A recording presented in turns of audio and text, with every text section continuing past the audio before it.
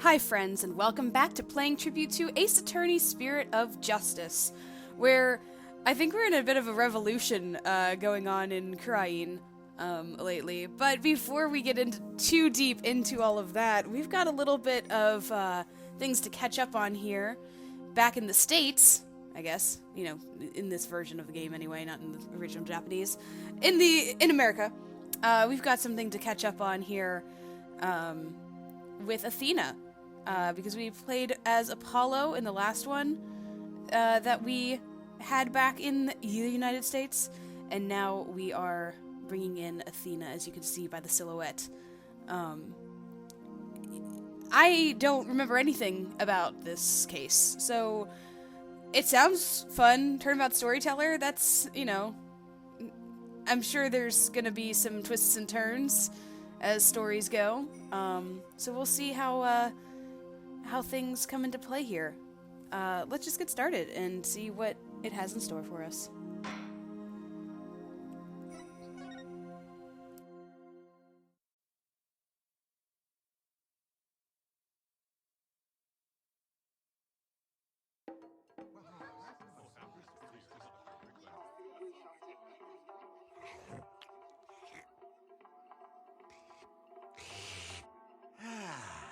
Three, 4, 5, 6, 7, 8. What time is it? It's 9, 10, 11. Well, that was ominous.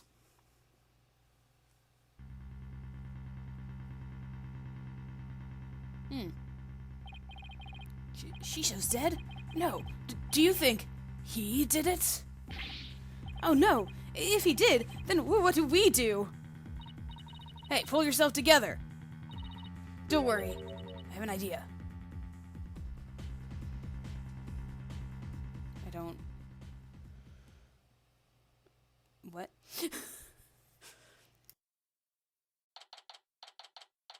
Oh, we're in court.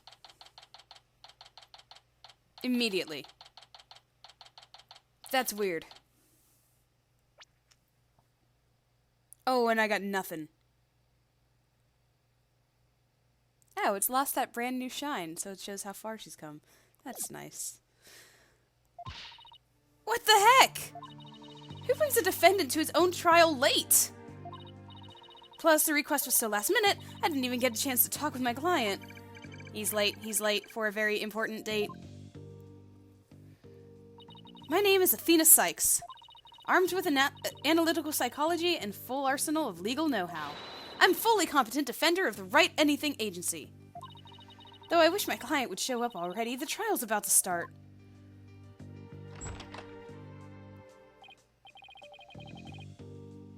It appears we made it just in time. I don't know who's speaking, so it's just generic voice for now. Where have you been? The trial's about to start, Simon! You needn't get so worked up, Athena. His boldness can wait. There's no way he'd wait for me! And besides, why would I want to start off on the wrong foot with him right out of the gate? Dealing with such matters is part of being a lawyer, if I'm not mistaken. Yeah, well, covering for your lateness is not. Still, but a rank amateur, I see. Good to see you too, Simon. This is Simon Blackwell. You might not look it, but he's actually a prosecutor and a psychology specialist. He and I go way back. As for our shared specialization in psychology, we're both disciples of the same person, so to speak, but he's kind of my senior, I guess. But twisted sense of humor or no, I wish he'd stop treating me like a child all the time. So where are Right Dono and Justice Dono? Mr. Wright is abroad, and Apollo is helping Trucy with her magic show. Didn't I tell you? They're what? So neither one of them are here, leaving you to take this on alone. Yep. Ye gods. Call Right Dono back, it's not too late. Oh no, not too late at all. He would only need to know how to teleport. Very well. Then I will settle for Justice Dono. Go grab him by the horns and drag him here. I love how... Well, I mean, I guess in order of experience, Right would be above. I'm amused at the fact that he says he'll settle for Apollo. It's like he's the one who he's been up against this entire time. Or the whole last, game. Apollo is literally in the middle of a show, Simon. You may not want to admit it, but I've got what it takes to take on this case. Just leave this to me and go watch from the gallery. As your defense derails in spectacular fashion. No, as I win the heck out of this trial. I'll be okay, promise. So wipe that look off your face already, will you? Anyway, I take the guy behind you is... Yes, he's asleep again. Oi, Bucky. Wake up. Yeah! Now, what'd you do that for, Simon?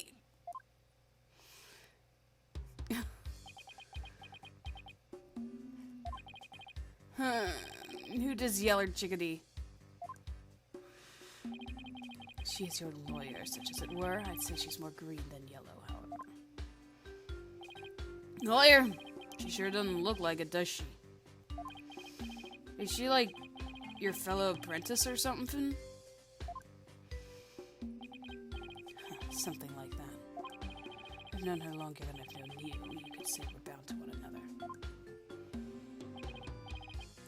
Okay. Well then, guess I better call her Ms. Chickadee then. Simon, this guy's not only rude, but he's 3 sheets to the wind at his own trial.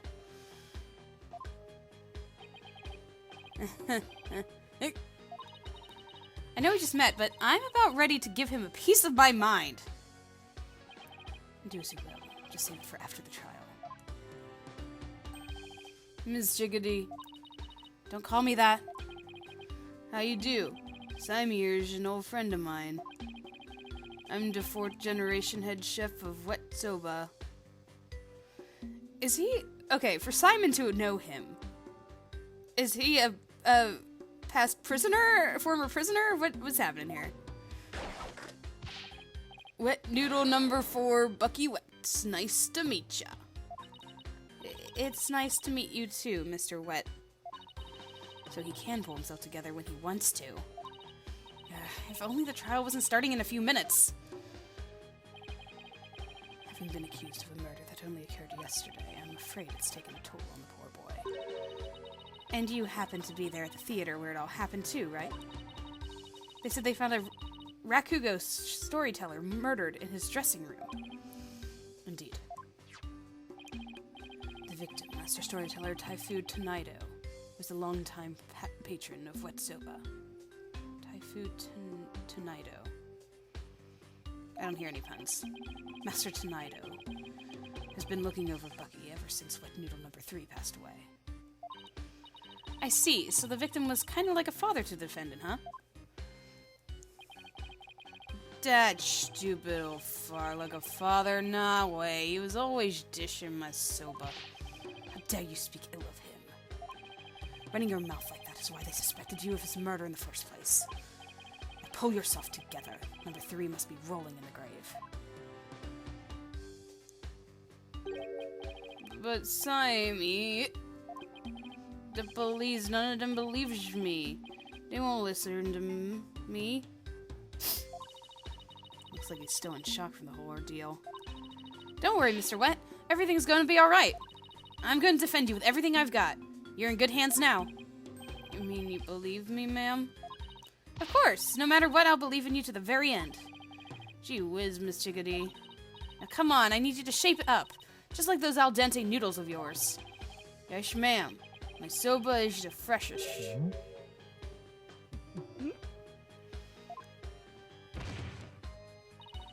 Mr. Wet? Bucky, you great big pillock.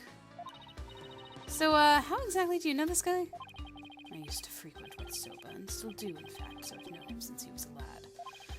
That's why his father and Master Tonaido were always so good to me. I didn't know you liked soba so much, Simon. I wouldn't expect one such as you, who eats meat slapped between slabs of bread, to understand the delicate taste and the subtle textures imparted by buckwheat flour. Hey, that's just rude, but I digress. I'm all about flavor and subtlety and stuff. If I let Wet Soba eat like end like this. You'll be able to face number 3 or Master tonight in the next life. I see. And so that's why you came to me. You wanted somebody you could trust. It was never my intention to ask you. I'll show him. I'll show him I can handle it just fine. I believe it's just about time. What? But we haven't even properly discussed the case yet. What's the matter? You look nervous, Athena. Don't tell me you're chickadeeing out. I'm just trembling with the excitement of battle, that's all. Off gates, let's do this. Come on, Mr. Wet. Get up off the floor. We've got a case to win. Yes, Miss Chickadee. I'm gonna do my best. Wet soba, wet soba, wet soba, wet soba, wet soba. Was that a phone? Yellow. 2 bowls of noodles? Sorry, sure, no can do. Kinda busy at the courthouse. Huh? They hung up. Okay, let's do this. He's not going to do himself or this case any favors like this, Simon. Maybe we should let him go get some rest somewhere? Let me rush? Maybe if I were a lump of regular flour dough for udon noodles. But I'm fresh like my soba. You don't let soba dough rush. It's about the 3 freshes. Grind the buckwheat seeds fresh, cut the dough fresh, boil the noodles fresh.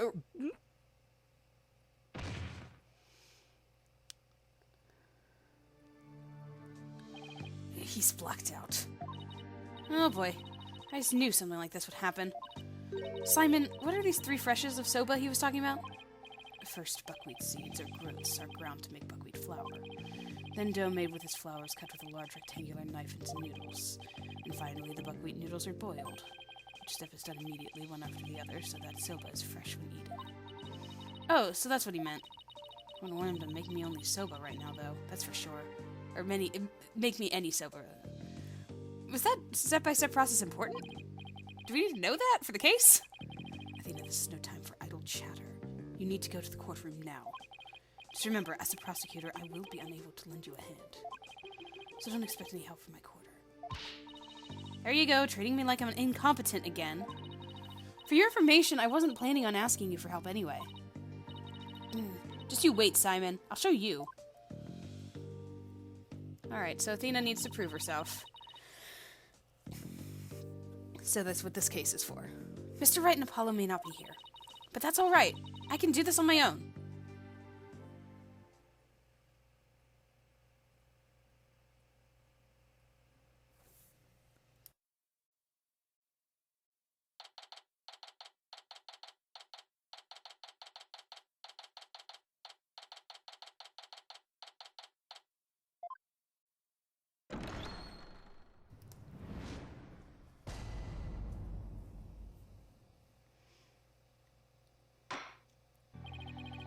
Court is now in session for the trial of Bucky Wet. The defense is ready, Your Honor. The prosecution is fully prepared, Your Honor. Why are you prosecuting this case? What's this? No prayer this time, Prosecutor Sadmati. That is correct, Your Honor. To expedite these proceedings, I completed them beforehand in the lobby. How very thoughtful of you. By the way, what brings you back to this country?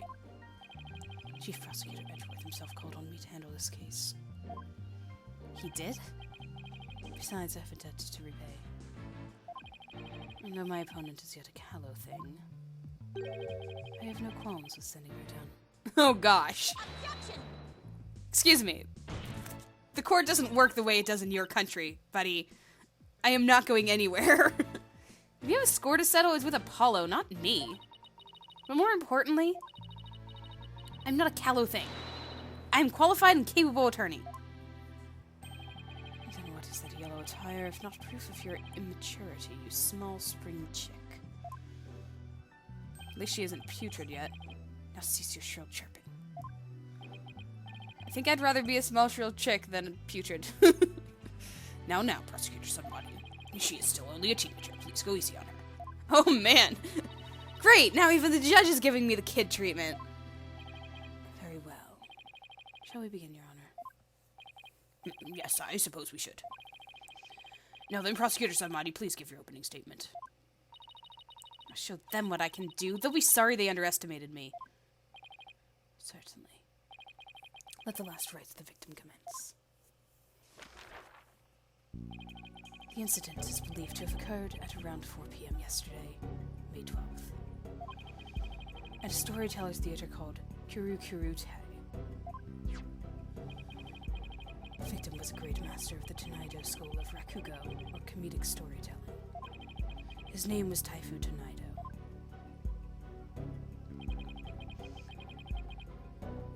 Is that a doghouse? The scene of the murder was the theater's dressing room.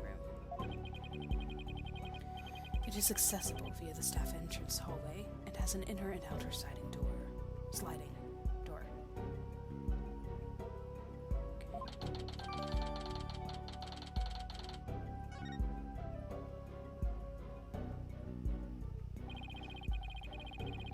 The estimated time of death is between 2 p.m. and 5 p.m. The refrigerator is open. Why is the refrigerator open? And why is that the TV unplugged? What's going on there?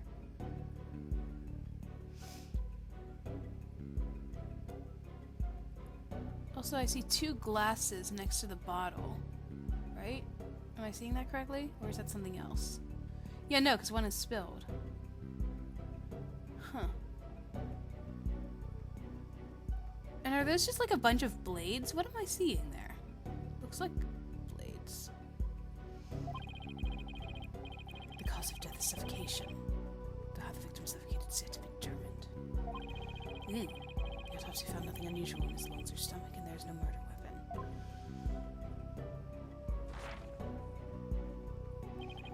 I will not submit the incident report to the courts. Okay, crime took place in theater, and Diana was found stressed into a large silver ball. And the autopsy report, good. That's important too. Prosecutor Sudmati, how can you name Mr. Wet as the culprit?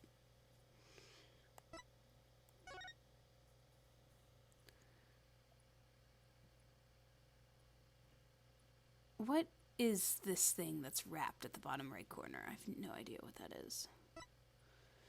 Making soba noodles from scratch in his dressing room. Oh, I might need to know the process to know, like, when he was killed or something. The room is covered in soba flour. There are 2 drink cans in the fridge.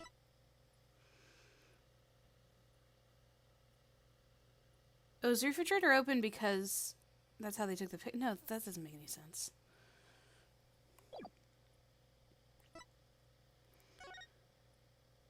Nothing found in his lungs or stomach.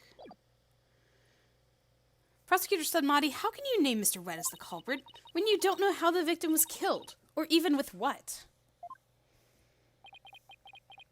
While it's true that the weapon and precise method are, as yet, unknown, the accused is the only one who had the opportunity to commit the murder. I will explain the assertion in further detail as we continue. I guess this means he has some kind of evidence to present. Now, would the accused care to plead his case? The accused is kind of unconscious right now. Come to think of it, where is the defendant, Miss Sykes? Sorry, Your Honor. I'm afraid Mr. Wet isn't feeling very well and is resting in the infirmary. Surely it is the lack of a clear conscience that impedes him from facing this court. Great, starting off on the wrong foot already. Mr. Wet is the head chef of a soba shop frequented by the victim. On the day of the incident, Mr. Wet went to the theater at the victim's request. Taifu Tonaido was a connoisseur of soba.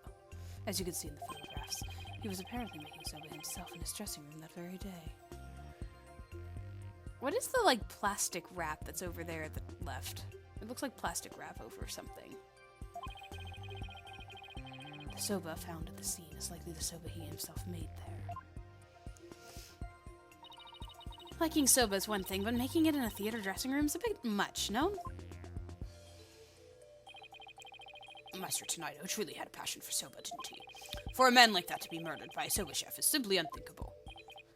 And yet the accused had ample motive. For when the victim safely discovered the deed to the accused shop, Mr. Wet was to inherit Wet soba when he lost his father recently. However, it's believed that the victim stole the shop's deed during the transfer process. The prosecution believes the accused killed the victim in order to get the deed back.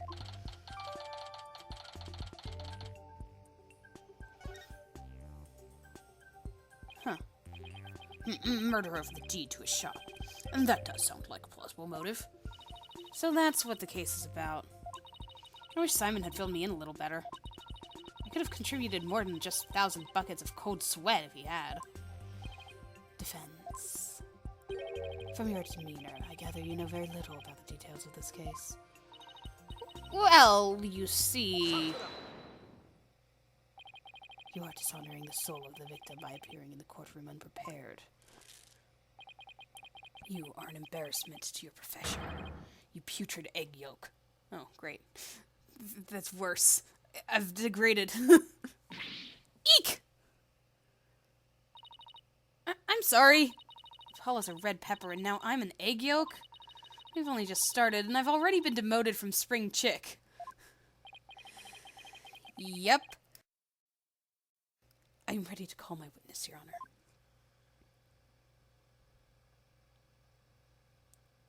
Spirit butterfly. Let us listen to the words of one who was present when the crime was discovered. Someone who was there when the victim's body was found? Very well. Witness, please take the stand.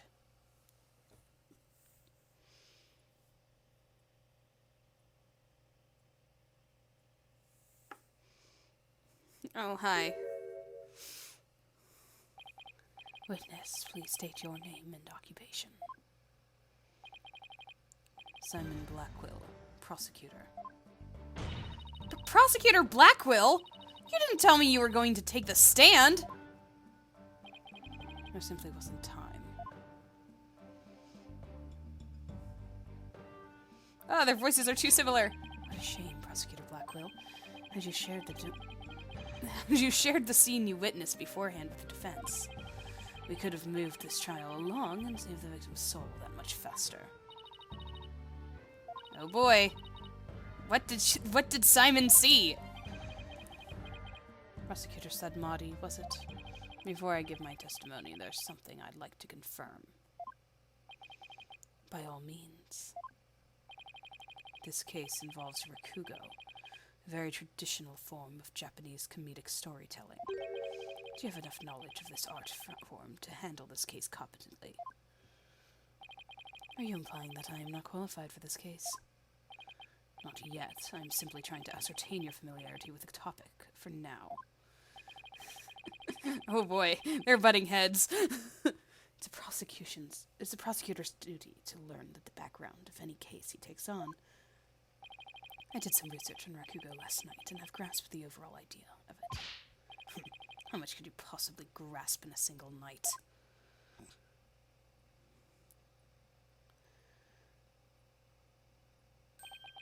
Rakugo is a form of entertaining storytelling that originated in the land of Japan. In it, the storyteller sits alone in the stage with only a fan and a towel. And the rakugo artist tells long, whimsical stories, giving each character a distinct voice. This traditional art was originally invented by monks to make sermons more interesting.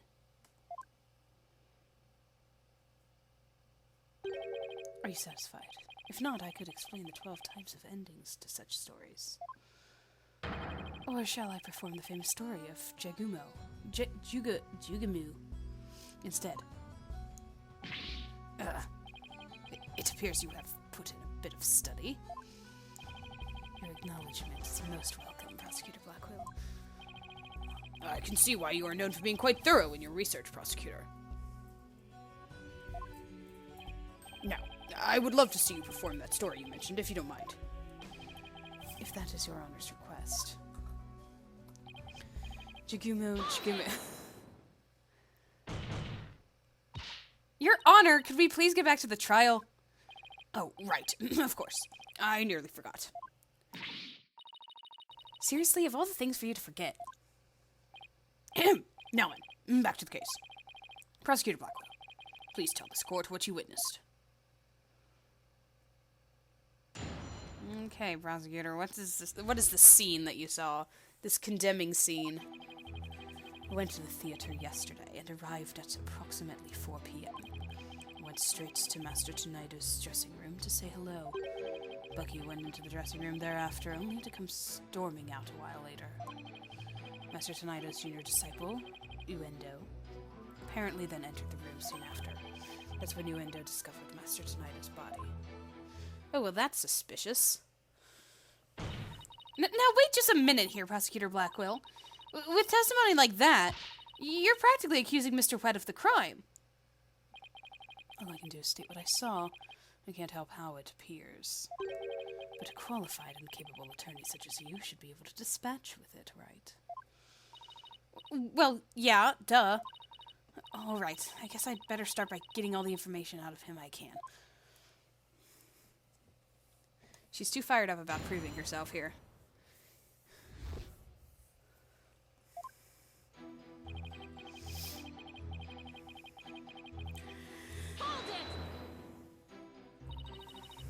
Prosecutor Blackwell, what did you go to the theater for in the first place? I went because I have received an invitation from Master Tonaido. Here, see for yourself. It was a special show commemorating his junior disciple Uendo's promotion. It was also an occasion to announce the boy's succession to the stage name of Uendo II. Uendo the Second. So what exactly does it mean to succeed to a stage name? You really don't know, do you? In the performing arts, a name succession is when an artist inherits a predecessor's name. I see. So there was another Uendo Rakugo artist before, and this disciple succeeded him. Huh. And what exactly did your invitation say? It contained a simple letter of salutations and an outline of the show's program. Oh, it appears Taifu Tonaido was going to perform Tekisoba, or Time Soba. He's famous for his masterful pantomime of eating soba, using only a fan as a prop. And Uendo was to perform Soba Sai, or Soba Glutton, a soba-themed show, I see. I guess that's why he was making it in his dressing room. It seems you know a thing or two about Rakugo yourself, your boldness. The first to perform was the senior disciple, Giru, followed by Uendo. And lastly, Master Tonaido. Giru, Uendo, Tonaido.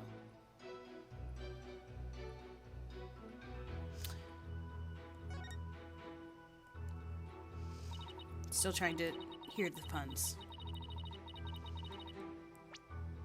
Sorry, I wanted to look at this before I read her line. Inside the envelope was a ticket to the show and a letter from the victim. The letter contained a simple greeting and a rundown of the show's program.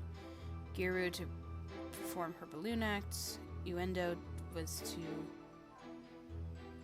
do his Soba Glutton routine. And finally, Master Tonaido was to perform Time Soba routine. I see. So that's why you happened to be at the Storytellers Theater yesterday. So what happened after you arrived?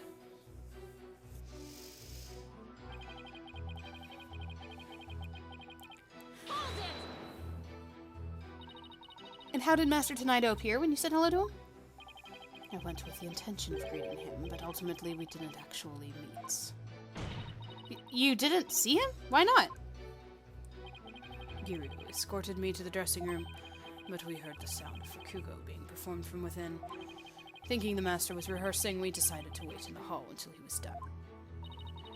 You heard Rakugo being performed in the dressing room? Yes, not just me, but Giru as well. In other words, you can confirm that the victim was still alive at around 4 p.m. Correct. I couldn't hear him clearly through the doors, but I'm sure it was Master Tonaido. I could tell because it was the Time Soba routine being performed in there. So that means the victim was killed sometime after that. If we are to believe that he was alive then, he didn't see him. There was a TV in the room. Just saying. So it wouldn't be the first time that alibis or things were tricked because of things, recorded things playing on devices. Please tell us in detail how Mr. Wet appeared at the time. Giru and I were waiting in the hallway for Master Tonaido to finish practicing when Bucky appeared and entered the dressing room with his things. What happened after that?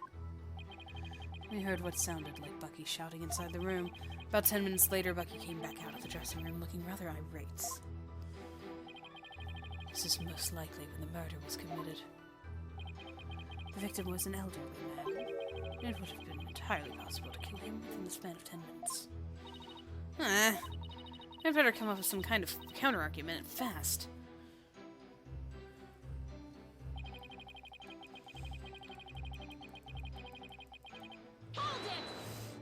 Apparently? What do you mean by apparently? Yeah. Didn't you see him go in? No, I couldn't. I wasn't able to see the dressing room door from where I was standing at the time.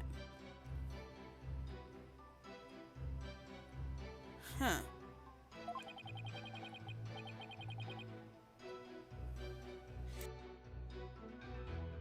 I wonder if they're implying that he was already in there. But Giru was right in front of it, so I'm sure she saw it all. Then we have to talk to her. I see. And why do you suppose Uendo went into the dressing room anyway? He had just finished his routine, so he was making a courtesy call. The disciples to pay their master respect right before and after each performance. And all disciples are expected to do this? Yes, it is common courtesy among Rakugo artists. I see. Could you tell us what happened after Uendo went into the dressing room? Certainly.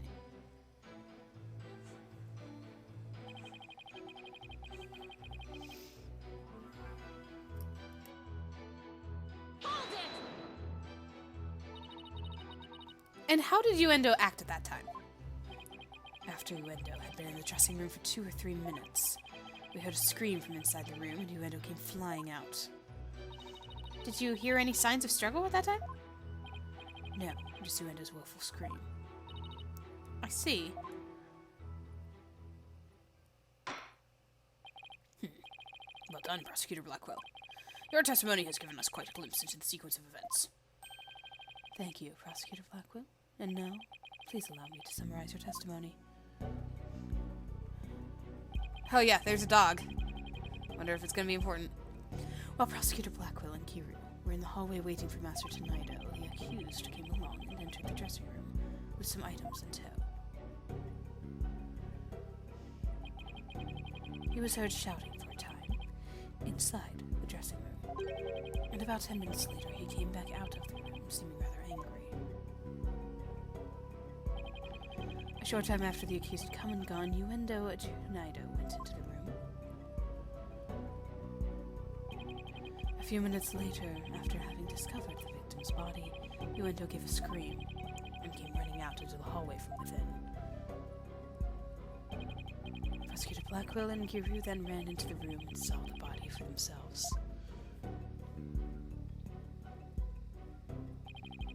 From the circumstances, it's quite clear that the accused murdered the victim. This is crucial testimony indeed.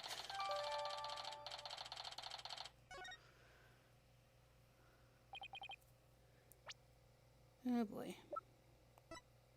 Off to a great start, guys.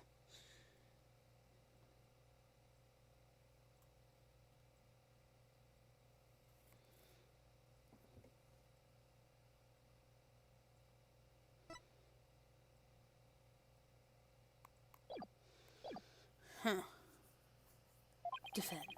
An eyewitness has given conclusive testimony. Why not let it all go now and allow the victim his last rites? Not on your life. If Uendo went into the dressing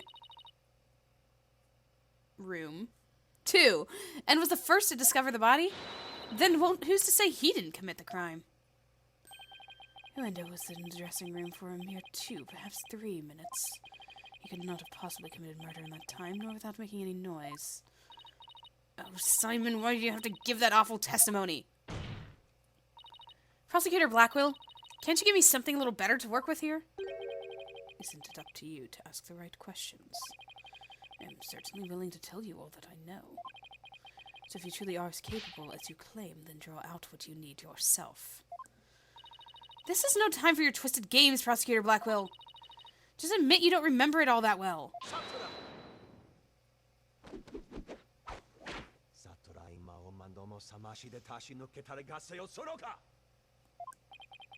Prosecutor Blackwell, watching you collude with a defense like this, I see that you are no prosecutor. Begone, witness, you shall haunt this sacred hall no more. How dare you treat me like some evil spirit to be exorcised? I'll remember this, you blackguard.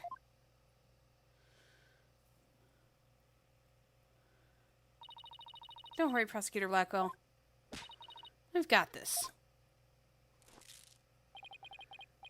Would I have my way, you would not be the only one here to step down. You half-boiled putrid egg yolk. I object to the notion that I'm a gooey, smelly mess. Prosecutor Blackwell's testimony was like the lowly opening act of a Rakugo show. He may hold the title of prosecutor, but this time he stood on the side of the defense. To restore balance to this trial, I would like to present an actual witness for the prosecution. And who is this witness? The person who was with Prosecutor Blackwell when the body was discovered. She is another entertainer of the Tenaido School, Miskiru Tenaido.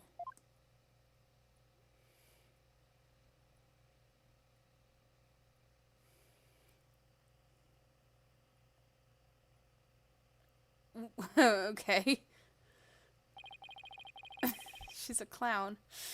Oh gosh, what is this case? Please state your name and occupation, witness. Hello, everyone. I'm here to represent the Tenaido School with a twisty twist.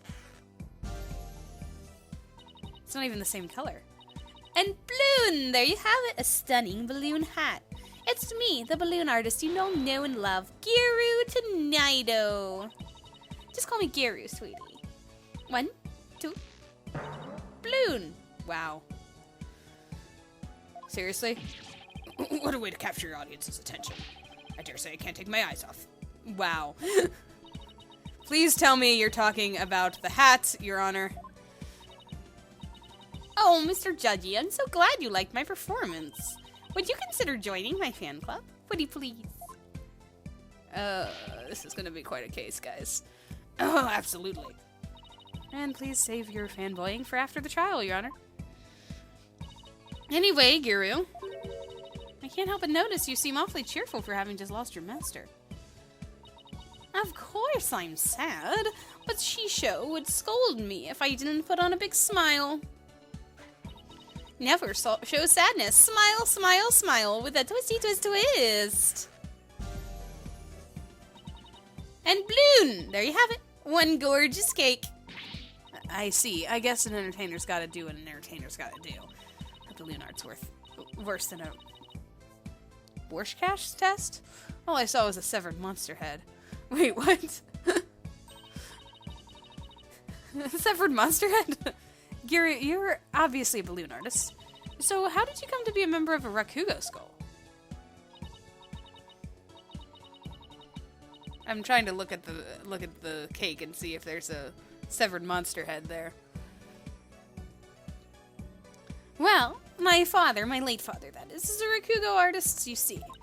So I joined the Tenaido School to be just like my daddy someday. I see. My father and I owe so much to Shisho, our master, but that Bucky Wet. Oh, how could he? I want to see him pay for what he's done as quickly as possible. Your distress is entirely understandable, and my condolences for your loss. And not only that, but he... You have more to say about Mr. Wet? Every time he comes to deliver soba to us, he yells at me. He always tells me to get away. Is there any reason why he would say such a thing to you? He says the smell of my perfume will get into his soba and ruin it. Like, how can he say that? This is great scent. How very rude of him. I don't blame you for being upset. Excuse me, Your Honor, but please don't let Giru's balloons bias your judgment. Mr. Wet hasn't been proven guilty yet, remember? It will be interesting to see how long that fire of yours will last, defense. Now then, Giru, please share the truth with this court. Yes, Giru, your testimony, please.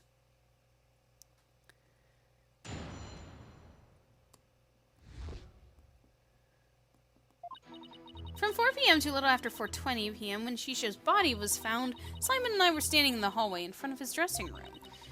Before Uendo discovered the body, the only person who had gone in there was Bucky. Come to think of it, a little while before Bucky showed up, Jigumu was barking like mad.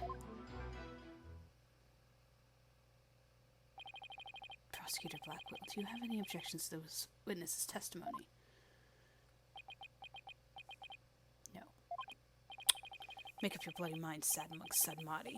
First you exorcise me, now this. You need only do as you are instructed by this humble servant of the Holy Mother. As there are no objections, Your Honor, let us move on to the salvation of the victim's soul.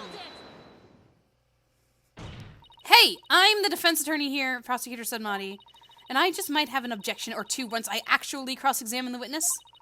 So what are you asking Professor Blackwell for? I'm the one you should be checking with. There's a passage in the sacred scriptures of Curianism.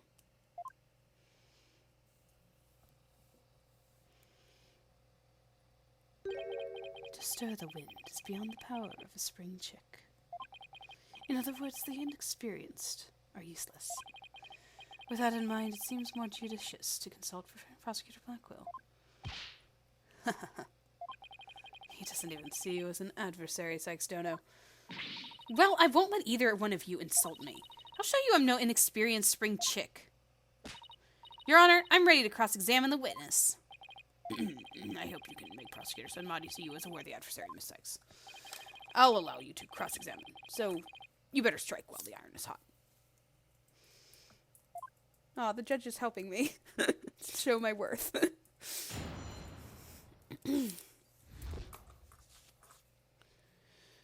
All right.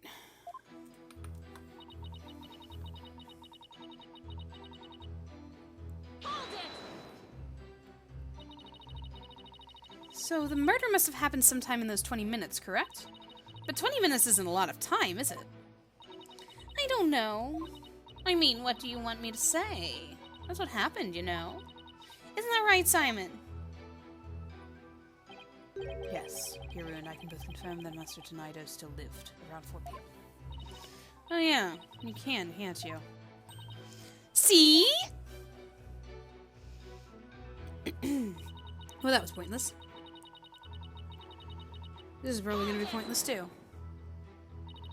The fact that the two of you were there in the front of the dressing room means you were able to see everyone who went in and out, right?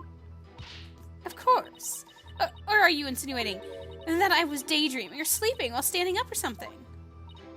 No, of course not. I saw everything, I tell you. She's being very defensive about that. Fine, so you say anyway, but did you really? Especially with how defensive you're being, my goodness. Maybe she didn't see Yuendo go in. Maybe she just saw Yuendo come out. Only the defendant and Yuendo entered around the time of the murder. That's right! That's why it must have been Bucky who killed poor Shisho. Let's take a deep breath, okay, Guru? So not a single other person set foot in the dressing room during that time? I already told you over and over, didn't I? There was nobody else. I must apologize on the lawyer's behalf. Even her memory is that of a spring chick's. Please overlook her transgression as best you can. Oh, I see. Poor thing. Hang in there, sweetie. Hey, who are you calling a bird brain, buddy?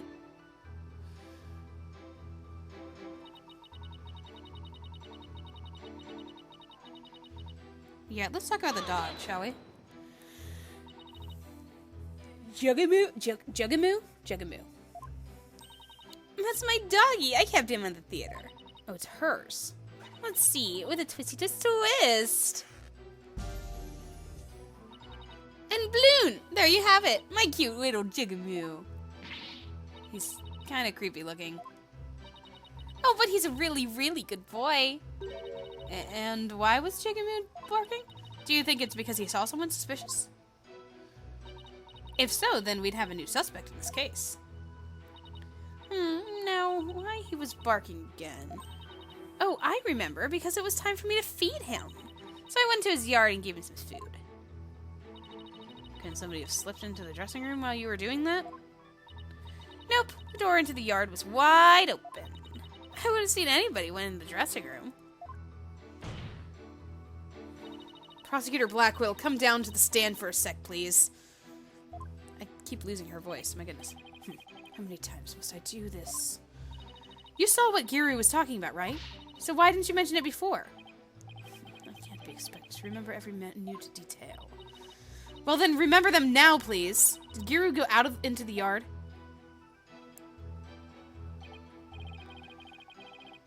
Yes. That's an entirely different outfit. She doesn't even have her cloud nose on. Yes, I remember now that she went to feed Jigamu. And I saw her looking toward the dressing room quite frequently as well. Do you recall anything else? It looked as though she were feeding the dog a great quantity of dumplings or something. Jigamu couldn't finish them all, so he buried the rest in the corner of the yard. That's about all I can remember. Okay.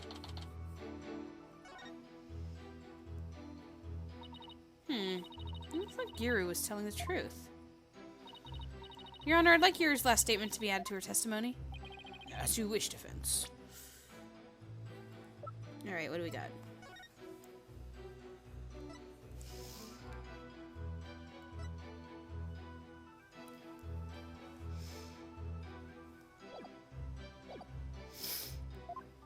Okay.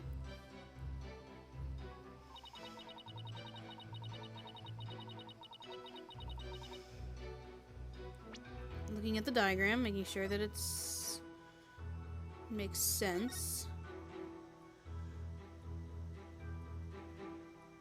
Oh, that does not make sense. If she was over here in the yard, if the door was open, she wouldn't possibly be able to see into the dressing room.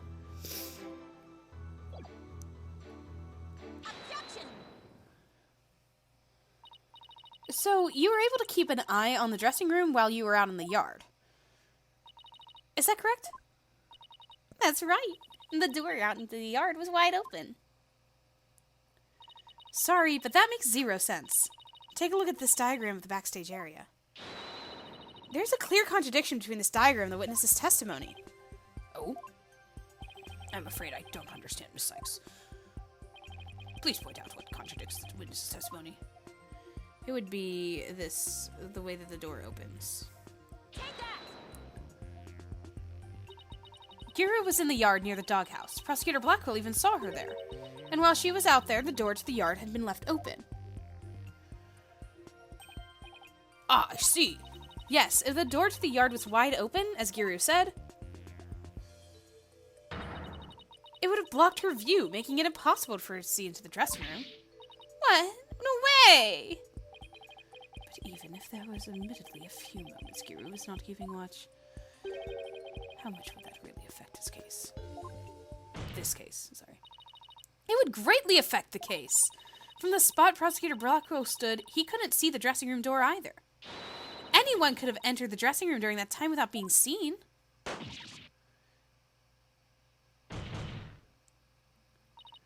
Giru, why did you try to hide the fact that you were...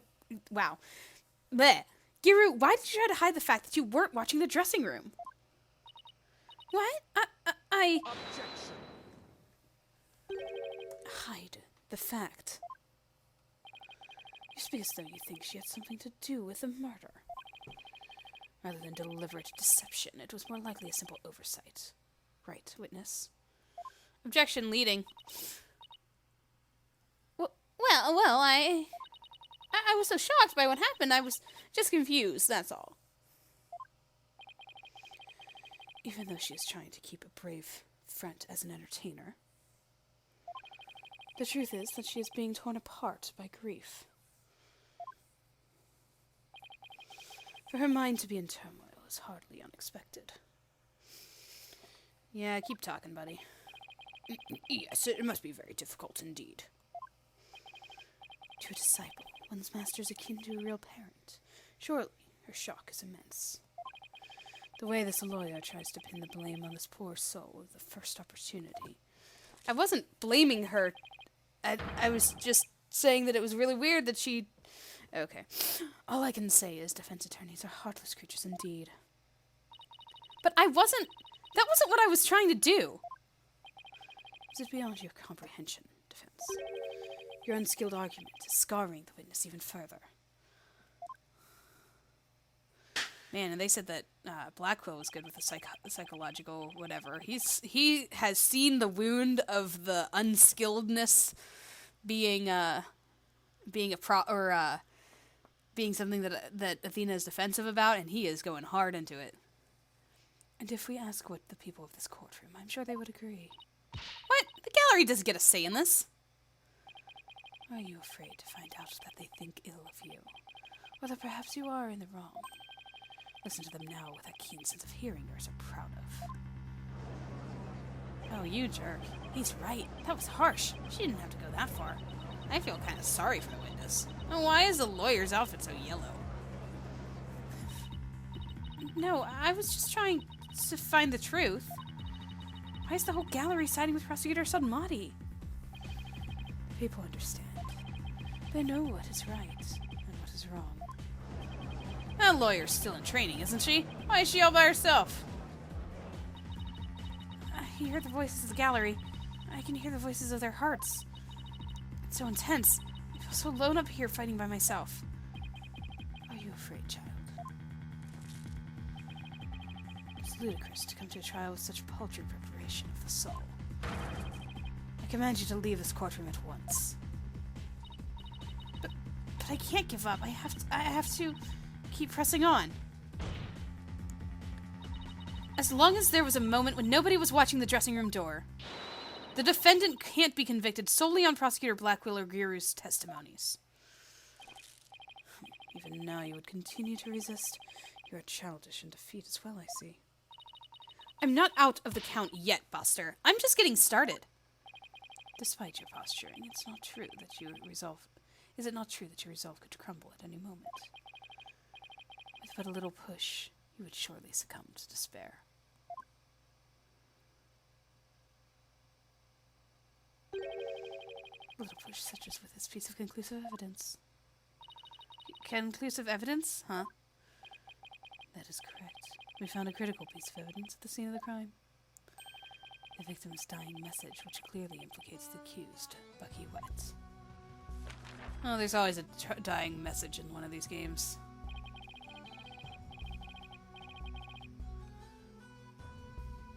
Look at these Japanese playing cards, known as karuta, lined up on the table. The special English version karuta cards spell out a message. The message, wet number 4. Wet number 4? You mean wet noodle number 4? Yes, wet noodle number 4 is the 4th head chef of the Wet Soba is also known. The message points to none other than the accused Bucky Wet. No! That makes perfect sense, doesn't it? Wow, great job, Mr. Prosecutor. Oh no, this is really, really bad. What do I do? What do I do?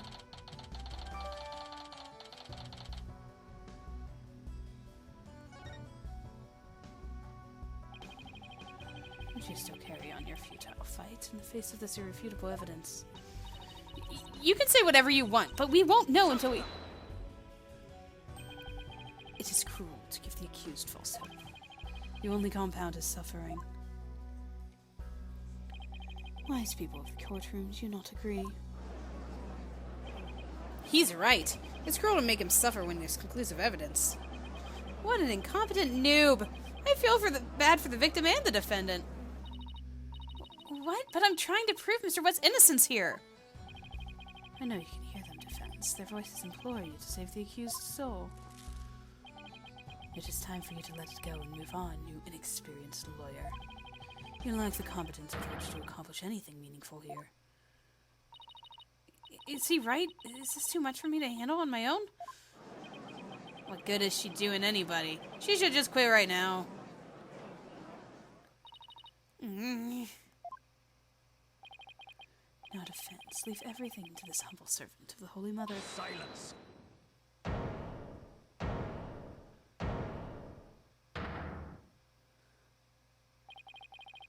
He's trying to use your keen sense of hearing against you to manipulate the trial, Athena.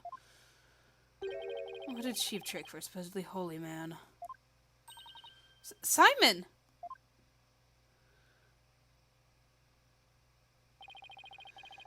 And you fopdoodles in the gallery. Can't a man watch a trial in peace? This inexperienced amateur is about to turn the trial around. Does that prosecutor really think she can turn things around? The mood in this courtroom is starting to change. Prosecutor Blackwell, what are you doing at the defense's bench? I grew bored of watching from the gallery. Besides, if I were to leave this trial to the spring chick and lose my favorite soba shop in the process, I would be quite cross. You voluntarily stand on the side of impurity and sin. Truly, what a fool you are. To think you were so easily manipulated by his parlor tricks. Whatever happened to qualified and capable Athena? I just let my guard down a little bit, but it won't happen again. Then gird up your loins and steel yourself for battle. I'm not girding up anything in this skirt. But I am ready to get serious. It seems there is now only yet another soul I must cast. I was in prison for a long time. Sounds no worse than cell, to be honest. Ah, but what the fires will not be the end of your suffering. For the sin you have committed, you shall surely be reborn as a panda in your next life. A white and black reverse panda, that is. And you shall be put in a zoo, to be exposed to public ridicule. I felt like that won't work on Prosecutor Blackwell. After all, he's already used to looking like a panda in this life. Who are you calling a panda? Sorry! Seems you are both prepared to face the fires. Giru, thank you for your service. You may step down now. Okie dokie! Bye-bye, balloon! Thank goodness. I didn't want to deal with her anymore. I didn't like her. Does everything have to be about balloons with her? No, then. I have a witness prepared to testify about the Karuta cards. Do we have a picture of them? No. I guess we're going to find out everything we need to in this part here. And who is the witness this time? The first to discover the body and someone who witnessed the crime scene firsthand. Miss Uendo Tonido. The time has come for that ponytailed pair over there to finally let it all go and move on. Very well, let's bring in this witness then. Alright, I am super suspicious of this guy. Whoever he is, let's find out.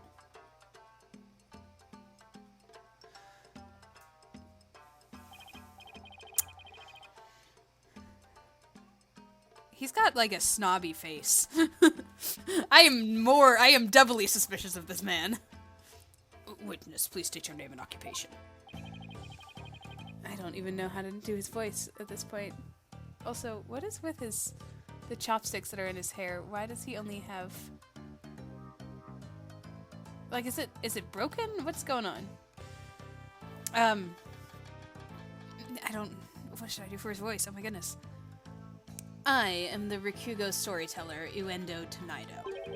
Even if my performance isn't worth watching, I will certainly watch my words. I wouldn't want to say anything thoughtless and get arrested. After all, that'd be a Rakunono. Oh right, I forgot they're comedians. Thank you everybody, good night.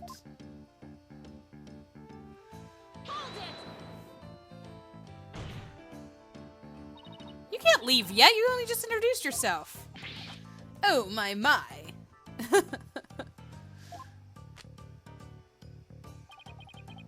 Are you a fan of mine, miss? Would you like my autograph? One moment.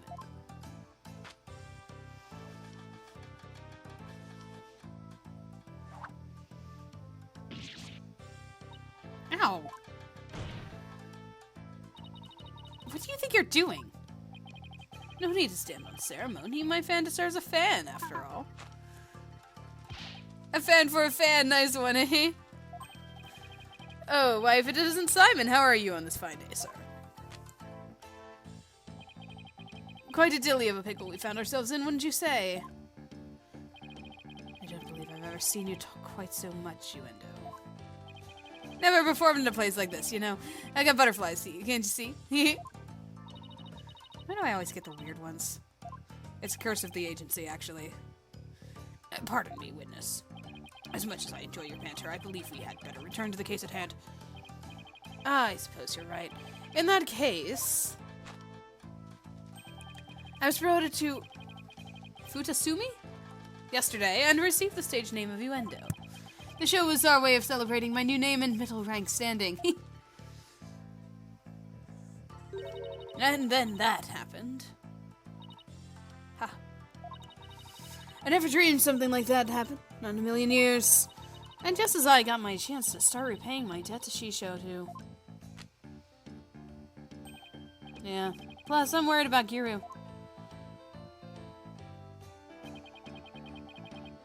The way she clung to Shisho, poor thing. I told her to keep a stiff upper lip.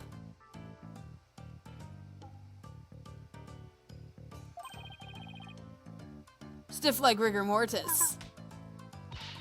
Keep telling those lame jokes and Shisho will come scold you from the grave.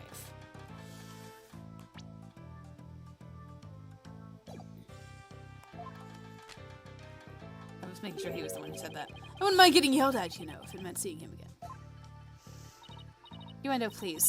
As charming as your various characters are, this isn't a Rakugo stage. Let us hear your testimony now, witness. Tell the court about the evidence left at the scene and the proof of the accused's guilt.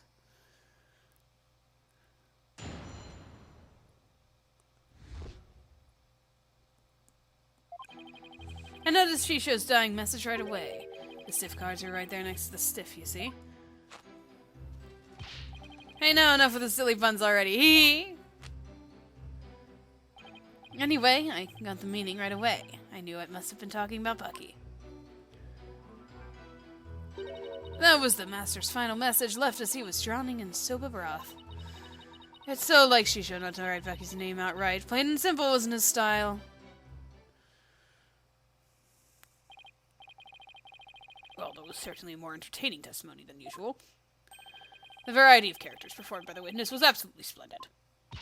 But he shouldn't be performing any characters in the first place, Your Honor. And Uendo, the murder weapon hasn't been determined yet. So how can you say the victim was drowned in soba broth? It's obvious. All you have to do is look at the crime scene. He was found with his face shoved into a bowl. It's only natural to assume he was drowned in the broth for the noodles. Except we're not here to assume things, Uendo, so please stick with just the facts. My, it's so like a soba chef to kill someone this way, wouldn't you say? And with the Karuta message he left behind, it's clear Bucky Wet did it. Setting aside the issue of the murder weapon for now, that dying message certainly does seem to be irrefutable evidence. Indeed. It proves the absolute guilt of the accused. But I've got to admit, I can't see how that message could mean anything else. Bucky used soba for the deed, all to get back at the soba shop deed. Get back at the soba shop deed, sorry. I love how he's sitting on a bunch of pillows, by the way. Just chilling. This testimony makes Mr. Wet look super guilty. I have to do something. That's his conclusive evidence. What a farce. What do you mean, Simon? What's this? I thought you said you weren't planning on asking me for help. I did, and I won't, thank you very much. Simon must have found an inconsistency in the testimony. I'd better listen carefully and try to see what he found. Or, you know, ask for help. It's okay. Even the experienced ones do.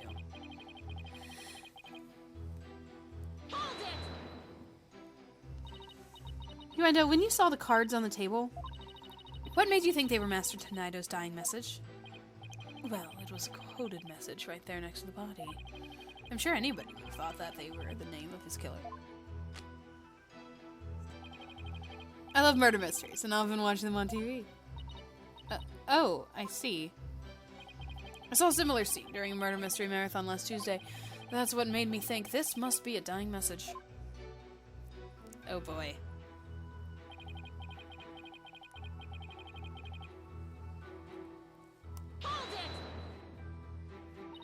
The cards were on the table where your master's body was slumped over, right? You must have been surprisingly calm to notice them at the time. As I said, the stiff cards were right there next to the stiff, so they were hard to miss. But wouldn't it have been more natural to notice the victim rather than the cards? The message just caught my eye because the stiff cards were right there next to the stiff. Yes, but the fact hardly seems significant enough to make a person take note of them. Stiff cards next to the stiff. So basically, there was no real reason for them to catch your eye, was there? He wants to make a joke. I don't care. Sorry about that, guys. My recording just kind of stopped. Back to it, though. I was wondering whether this was worth pressing, but I have learned in the past that the things that I think are not worth pressing are, so sure. That's right. I need you to give your testimony, not perform a scene. Please remember you're on the witness stand, not the stage. But look at all these wonderful people in the audience. It's only natural for an entertainer to want them to have some fun. I guess we can let a few jokes slide, right? And the inevitable bleeding if you're working to other areas of your life. I know how that is. I find myself being unwittingly judgmental in my personal life, too. Right. That's exactly what I'm talking about. Well done, Your Honor. Guess you can't judge a judge by his cover. I advise the defense not to be so critical of the witness. Yes, Your Honor. Much obliged. Oh, this guy. At least he's more fun than a weird balloon person. Must have been talking about Bucky, right? The cards do spell out wet number 4, which could be interpreted as wet noodle number 4, I guess. I suppose you took this to mean Bucky Wet? Wow. There's only one wet noodle around here, and you've seen that giant 4 on his back. That's the only interpretation that makes sense. Yeah, I guess so. But wait a minute. What is it?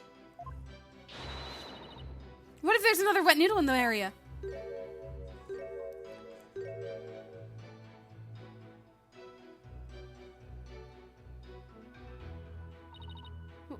What? Did I say something strange? Bucky is the sole heir to the show. So enough of the ludicrous straw grasping. I don't know why I said show. I totally read that wrong. Hey, how was I supposed to know? Just listen to the testimony again and find the glaring inconsistency.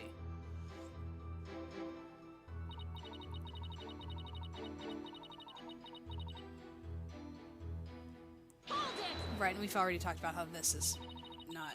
Yeah. So the victim lined up those cards in his final moments? How can you be so certain that's how it went down? I know Shisho. He would never let someone get the last word on him. Wow. Get the last word on him, even in death. With his face in the soba broth, and his consciousness fading away, he left a message that pointed toward Bucky as he left this world. Wouldn't the killer have seen him doing that? It's the only way it could have happened.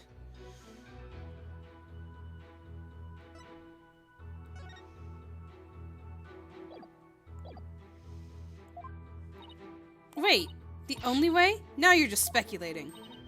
Look, a dying message is something you leave as you're dying, right? I saw a scene like that in the detective show. Uendo, we have a saying in my country, silence is more precious than diamonds. Please do not speak any more than is necessary. But talking is my livelihood, you know. I talk all the time. This and that, truths and untruths. I can't stop myself from talking. Hopefully he'll stick to the truths, without any of those untruths.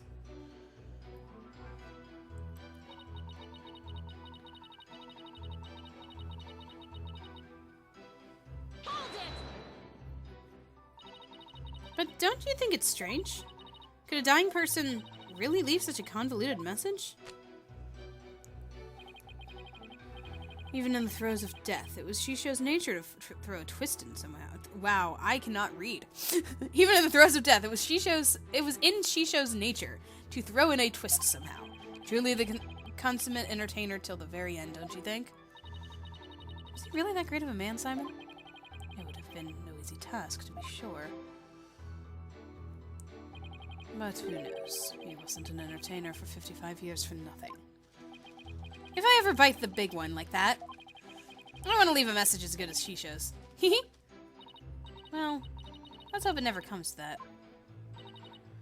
Simon, are all Rikugo artists like this? It's hard to say. It could simply be the eccentricity of an entertainer, or perhaps he's hiding something. Well, he doesn't have to entertain people in a court of law. And if he is trying to hide something, maybe it'll show up as a contradiction or something.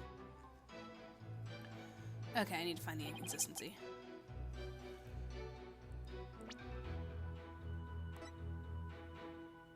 Oh wait, I do have the picture. Here it is right there. Okay. The bloodstain is weird, right? Like, why are these cards really clean in the middle of the bloodstain, and then that one like really dirty? I don't know. It's like they were swapped around or something. Is it going to be a puzzle?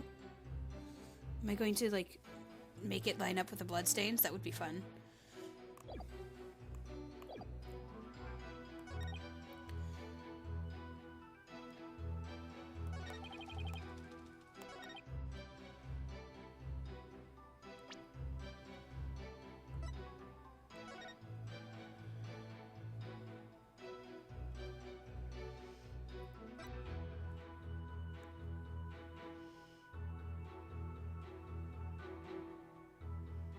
Wait, what's those rectangular things in the floor? Was the table moved? Do you see that? It's kind of like impressions in the it's not a carpet, but as if the table was moved.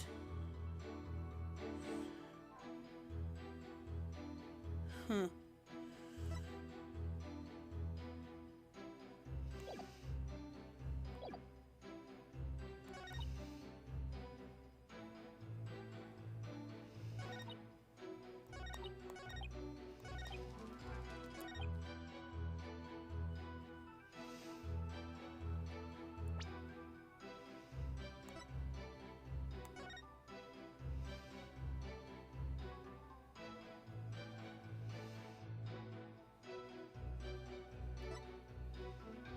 Wait.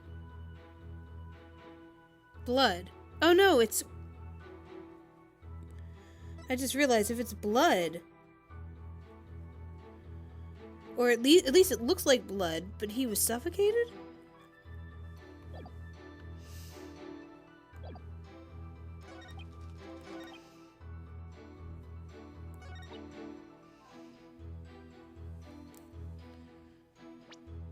Unless it's the soba broth. Is soba broth red?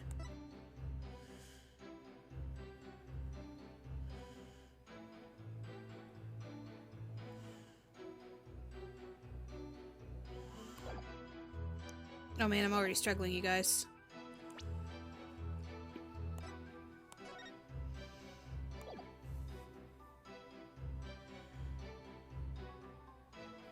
Is the soba broth red?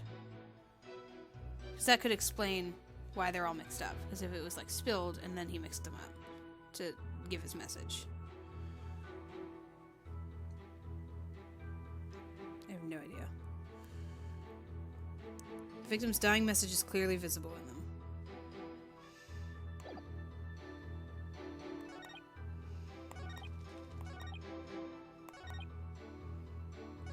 Yeah, it's clearly visible, so it's not like it's a problem there.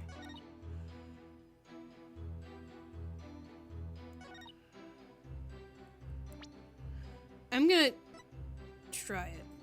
Objection! I'm wrong. I mean, it is, but maybe not in that way.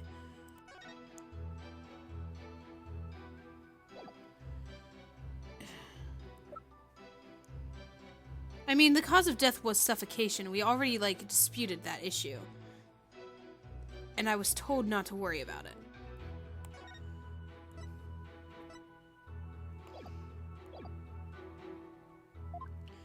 But am I supposed to worry about it?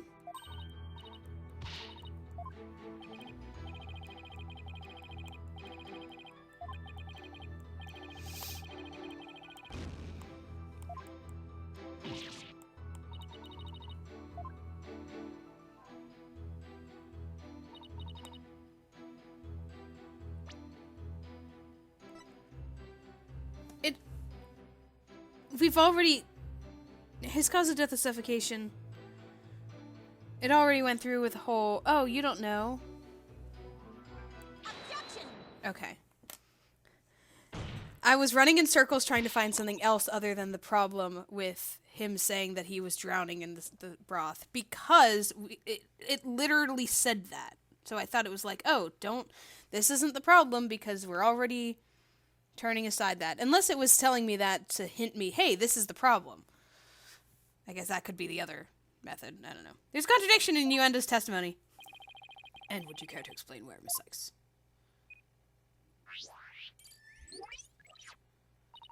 Certainly, Your Honor. According to the autopsy report, nothing unusual was found in the victim's lungs. Yes, it does say that, doesn't it? Yes, but again, we already established that he was just guessing. Speculations and all that. Okay, well.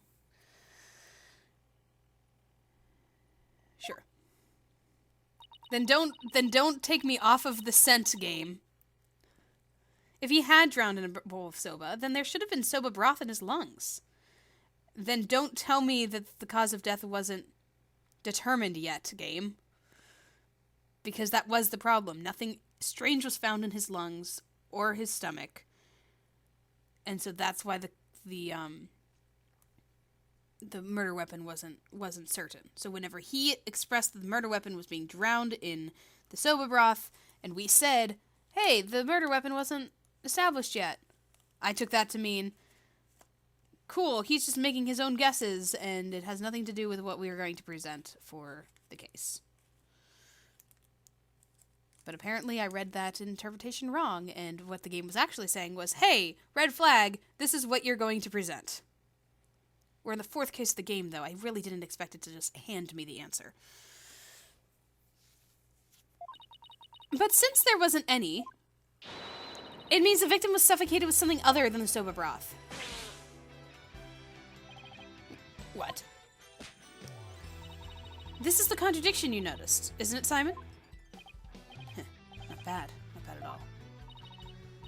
I guess I showed you. But if drowning in the soba broth wasn't the cause of death, then when was the victim's face thrust into the bowl? After the death. So then if he was...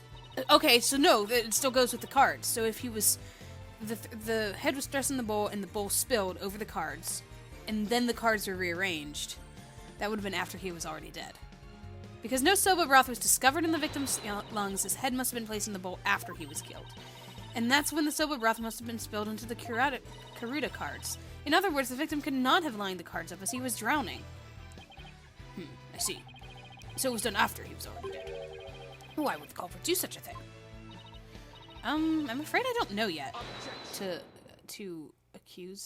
frame, what?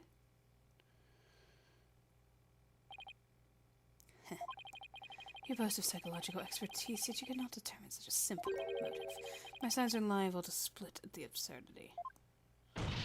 What? And I suppose you know why? Of course, desecrating the body in that manner indicates a strong sense of enmity on the part of the perpetrator. Yes, that does make sense. It certainly paints a clear picture of the culprit's intense feelings toward the victim. Feelings of resentment over the theft of the soba shop's deed, no doubt. Just great. Now the judge has an even more unfavorable impression of Bucky. Silence. Must you come undone at every juncture? If the culprit had time enough to set up Master Tonido's body, do you think they would have honestly failed to notice the dying message? Good point. The cards were right in front of his body, after all. Rationally speaking, there's no way the culprit could have missed that, huh? But was the accused rational at the time, given the way he stormed out of the room? Silence. Never mind that. I have something more important to ask you, Endo. Me? You saw the Karuta cards firsthand, did you not? Would you care to tell us about them in a bit more detail? Those tiny crime scene photos show us precious little of what I wish to know. Well, those cards are from Shisho's special Soba scenes of Tokyo Pass set. Each card is related in some way to Soba. Spare me the history lesson, just tell me how the cards looked at the scene and no more. Well, there was soda broth spilled all over them. It's not much help, I'm afraid. Prosecutor Samadi, do you have a photo that shows the cards more clearly? I do. Please accept this meager offering, Your Honor.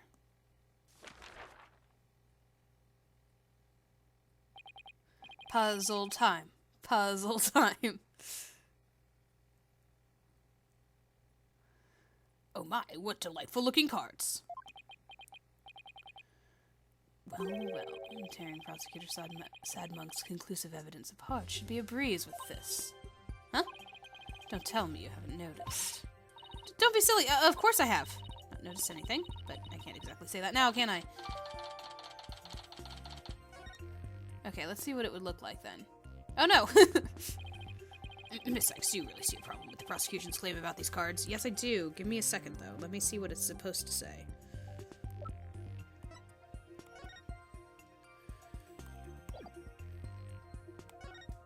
Okay, so that W would be where the H is, and the O would be before it, so O-W. E is still fine. N. O-W-E-N. And then probably the 4. And then the H? No. Yeah, the H. No, the T. 4TH. Owen 4th. OWEN 4TH. Owen 4th.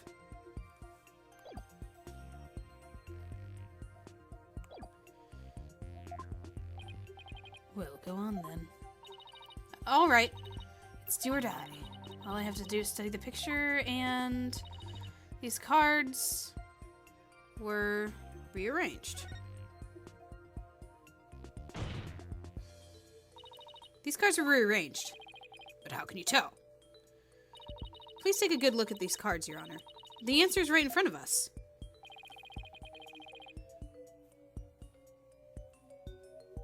The stains. Please focus your attention on the soba broth stains on these cards. The outline of these stains don't match up with the larger stain on the table. Oh, would you look at that? You're absolutely right. And? Please recall that the soba broth was spilled and got on the cards after the murder, when the victim's face was placed in the bowl. Yes, go on. By the stains, we can see that the culprit deliberately rearranged the cards after that.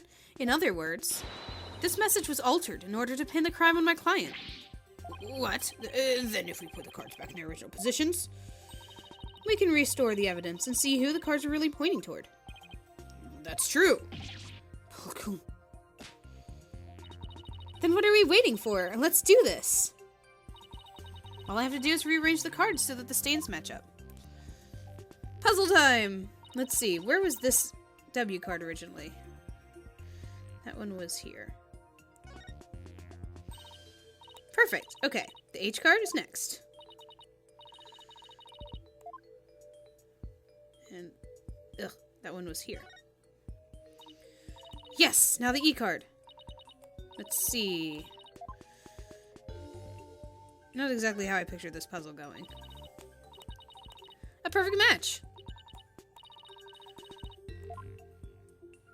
Okay, that one was the one that kind of goes here. Great, it fits right there. Now the N card.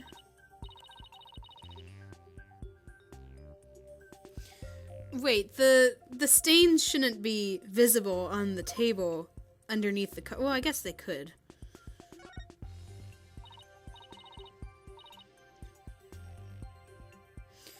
That looks good. Now O.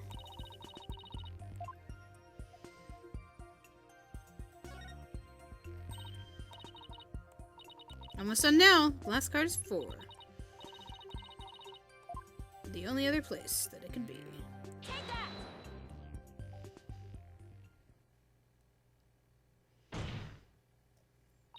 So the message, wet number 4, was originally supposed to say Owen 4th. And this original message is our clue to the identity of the true culprit. What? That indignant look on Prosecutor Sadmonk's face is positively priceless. This is absurd. So it was originally Owen 4th? It wasn't wet number 4? Maybe the lawyer is smarter than we thought. Good for Athena. Order in the court. Well, I never would have imagined that there was more to these cards than meets the eye.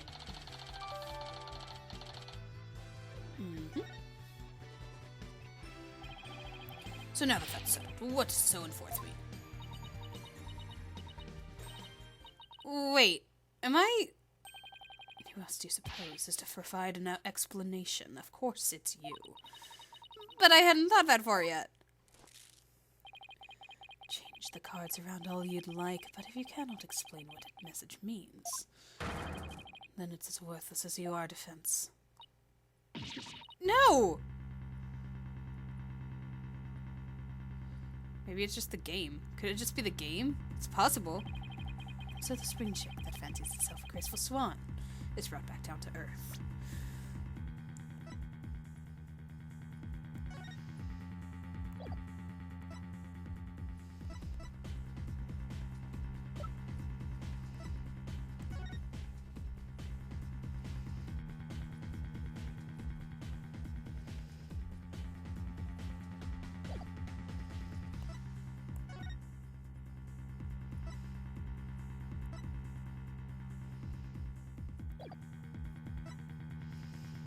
Yeah, I got nothing. I have to do something, but what? Still your thoughts for a second. There's a perfectly good witness to question over there. Oh, right. That's a good idea. Come on, Athena. Get a hold of yourself. Uendo, does the phrase Owen 4th mean anything to you?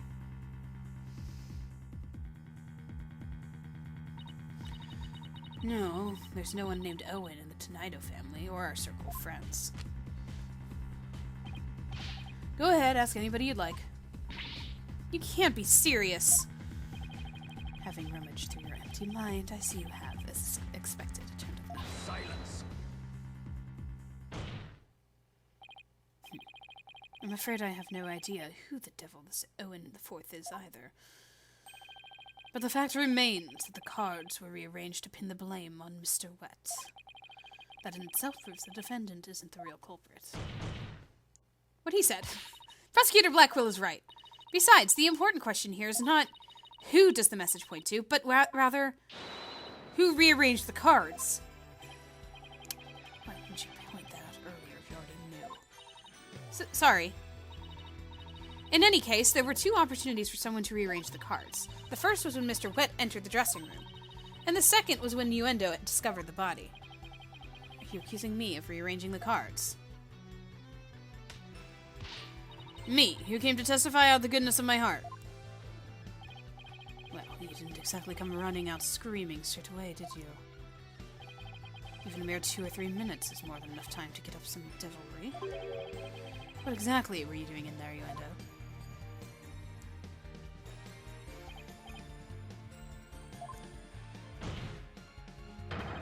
Down the tea and spit out your answer.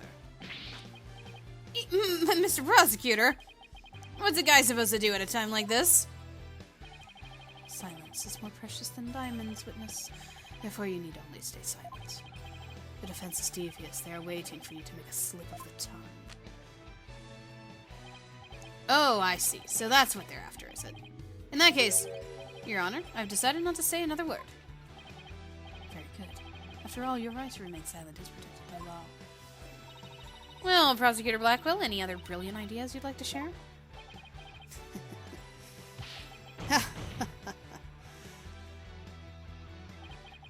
Did you hear that, Sykes Dodo? A Rakugo artist who's afraid to speak. Who's ever heard of such a thing? Are you trying to taunt him into talking? Such a petty trick will never work. That's right. I'm not gonna fall for it. I'm only asking to hear your story. Besides, Is it not your job to tell your tales if there is an audience to listen? Even so, I have the right to refuse to answer. The more you keep quiet, the more we want you to talk. That's simply human nature. Isn't that right, people of the gallery?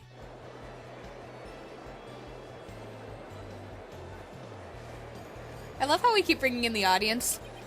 Audience participation. Even with this wonderful audience in front of you, you still refuse to talk. If so, then perhaps you chose the wrong line of work, my friend. Are you saying I should quit? Because I'm not afraid to speak my mind, I'll have you know. Oh no, never mind what I just said. It is scary to talk, it's absolutely terrifying. But no, as a Rakugo artist, I must talk. If I don't, how can I ever show my face on stage again? Your Honor, I'm ready to testify. He did it! He managed to convince Uendo with his power of suggestion technique. Fully for you, Uendo. That's a real Rakugo artist should be. That's as a real Rakugo artist should be. All right, if the witness wishes to testify, then by all means, please do. To be turned by such an obvious ploy, what a man of weak spirit. Don't you want to know the truth, sad body?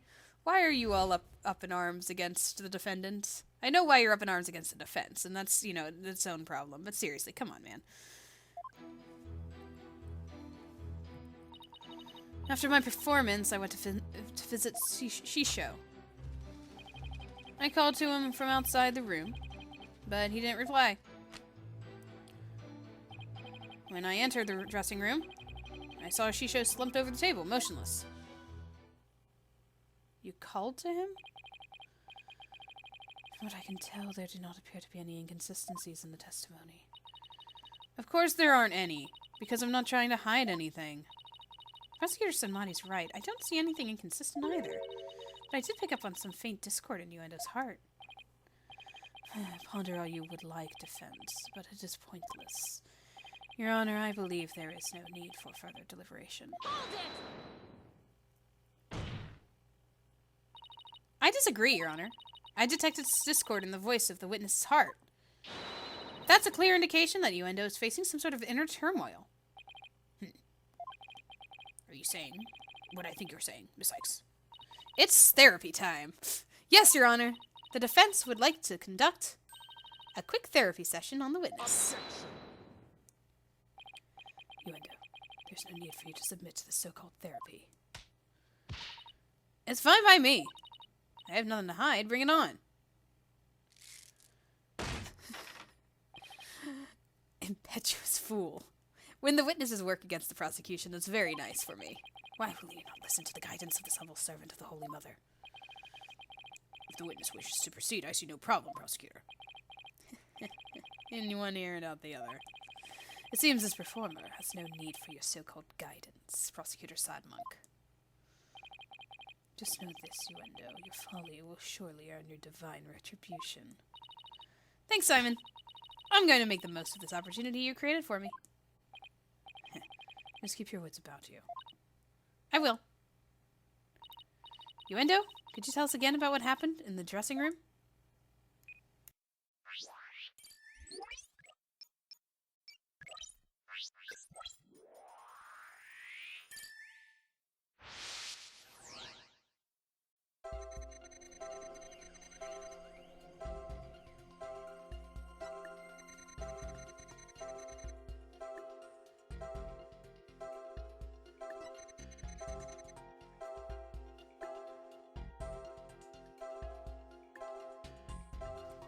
Should he be surprised here?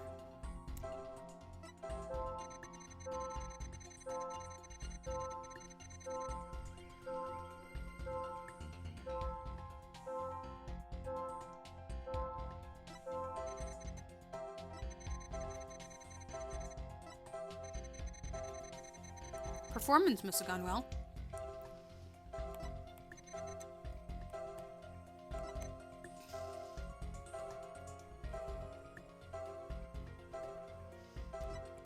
That's weird, right? Oops. I didn't really notice any unexpected emotions in that testimony. But is it always a question of the presence of an emotional response, but the absence? You know, you're right. It's not always the emotions I do see. Sometimes it's a matter of what I don't, but would expect to see. Alright, so yes, I'm on the right track here. Why were you not surprised?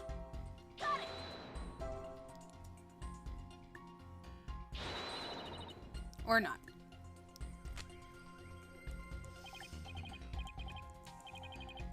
Match, as in... What?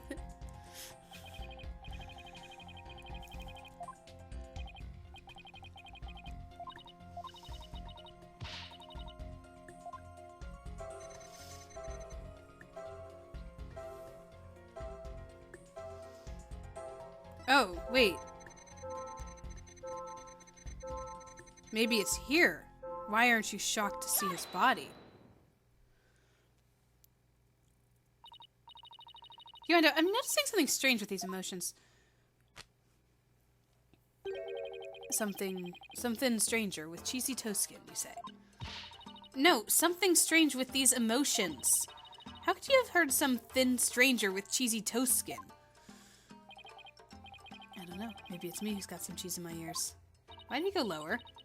Did he will the floor to open up and swallow his cushions out of shame for that bad joke? The point I'm trying to make is that I noticed something unexpected in your emotions. Now stop hiding and come out when we can see you. Bailiff, please bring the witness a few replacement cushions. Oh gosh. So what was that unexpected thing you noticed? Oh, come on! His Honor said a few cushions, not a few dozen. And now that we've all had a good laugh, please continue, Miss Sykes. Who's laughing? Focus, Athena. Don't let yourself get rattled. When you entered the room and saw your master slumped motionless over the table, you weren't the least bit shocked, Uendo. Don't you think that's a little odd? Is it, though? The lack of surprise means you were prepared for what you saw. And I think I know why. The reason Uendo wasn't shaken when he saw his master's dead body is because he knew he was dead. He has an entertainer's guts! Yeah, no, he definitely knew he was dead. Uendo, I think maybe the reason you weren't shaken was because you already knew you would find your master dead.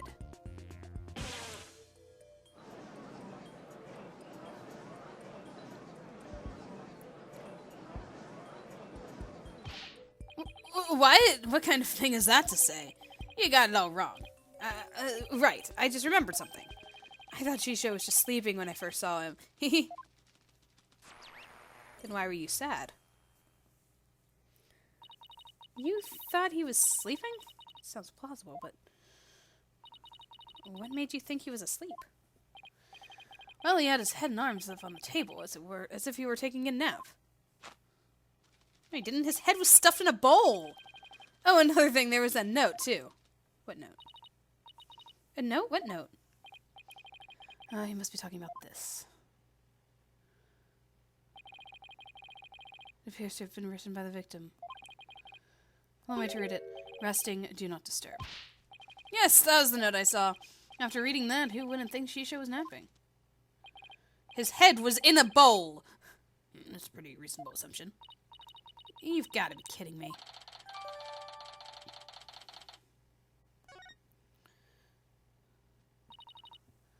That's right, I saw this note, so that's why I thought Shisho was asleep. Was it on the door? I want to change my testimony to include that statement.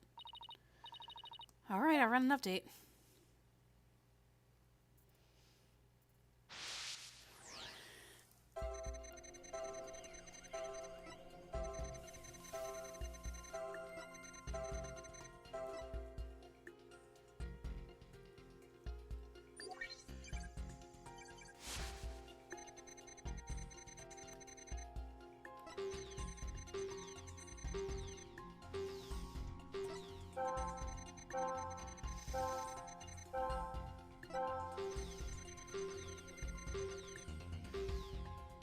Anger is a weird emotion to feel in this line, right?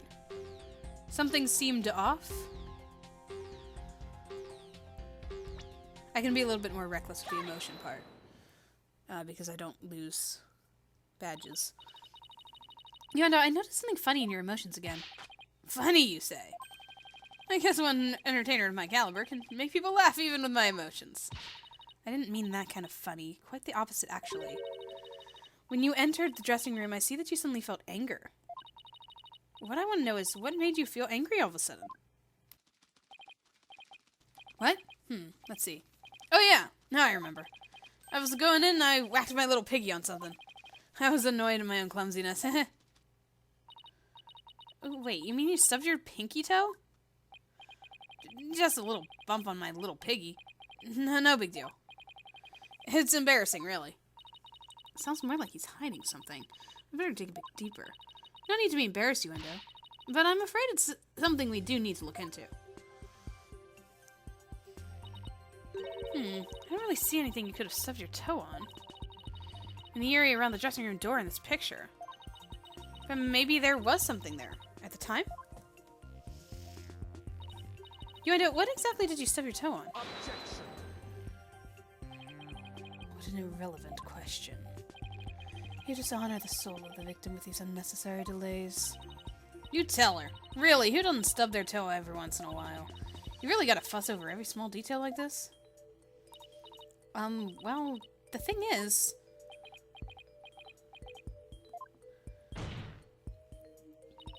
Even the most subtle of fluctuations in a person's psyche can clue us into the truth. That's why it's important to get to the bottom of this question. Plus, if I back down now, who knows what new insult Simon will hurl my way. Is there really no trace left of what Yuendo stubbed his toe on by the door? What in the world might have been there then, but is not there now?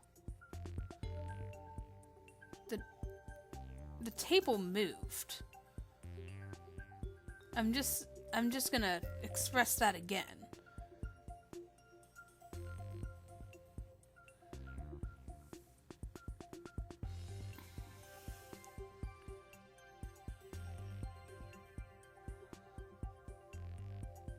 But it's not by the door. Right?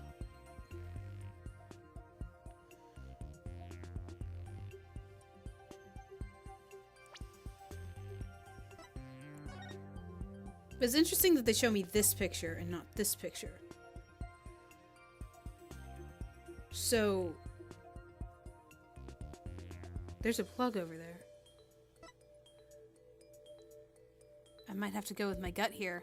First thing I thought of, besides the table, because the table moved, but was the TV.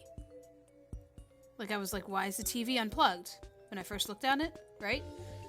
There's a plug over here, and I'm still kind of guessing that the sound that they heard at 4 o'clock was coming from the TV.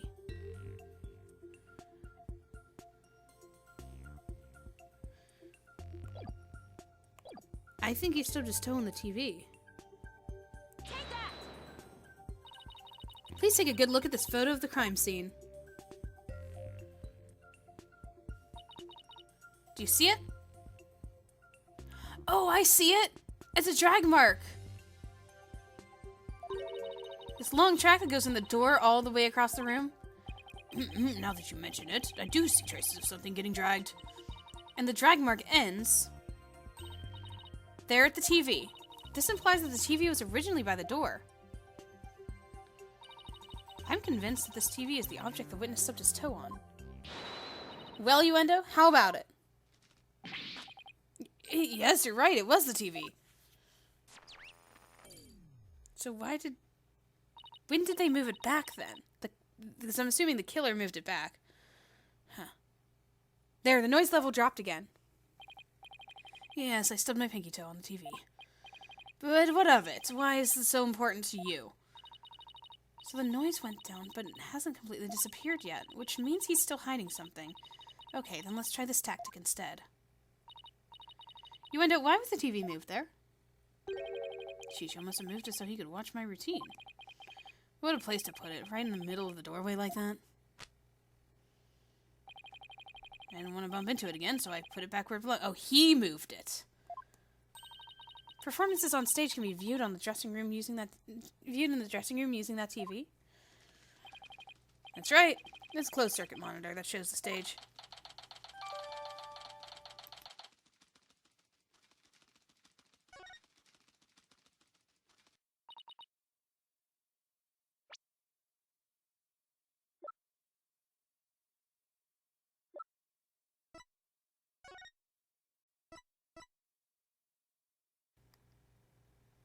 Okay. I see. Now what? I can't find anything else out of place. And I still haven't gotten the noise level down to 0 yet. Simon, I'm still getting noise here, but I don't see anything else fishy. That's precisely why amateurs are such a bother. Sorry. I'm in no mood to play nursemaid here, but if that's what it takes to save the soba shop. Hoi, Uendo. Here's a curiosity for you. This table, Master Tornado, was slumped over. Looks like it was moved. Did you happen to bump into it while you were moving the TV back? Oh my! Yes, you're right. The TV hit the table, and Shisho's body moved with a jolt. That's when I first realized that Shisho was dead. Oh, but how scared I was. I see. Thank you. We're finally getting a more precise picture of how the body was discovered. But I'd wager you need to put the spurs to Uendo just a trifle longer. Right. I can't keep asking Simon to bail me out like this. It's time to me to regain my footing and really stand on my own. Uendo, what you just said now about discovering your master's death, could you please describe all of that again for the court in detail? All right. But before you do, let me just plug in the latest information.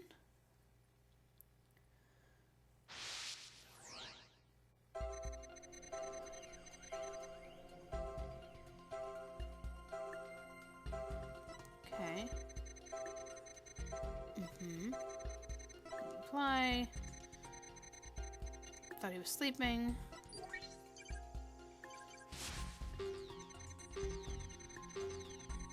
Stood my toe on the TV. Get back to its normal spot and realized that Shisho was dead.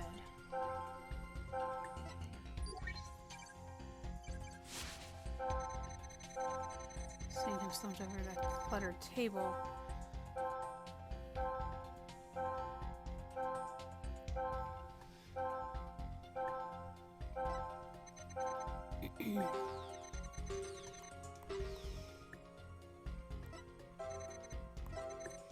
I still don't understand why he was happy when he didn't respond. Okay. Stubbed toe. Realized Shisho was dead.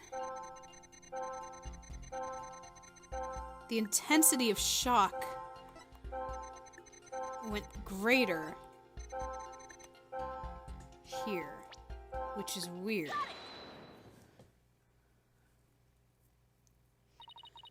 That's odd. After the initial shock of finding the victim dead, you reacted with surprise again. What was it that surprised you, Uendo, besides your master's death? What do you mean? What's more, you were even more surprised the second time than the first. What could have surprised you more than finding your late master? Search me, your little thingy must have made a mistake. Silence. The girl is as sharp as a trout, to be sure. But her ability to hear people's emotions is absolute.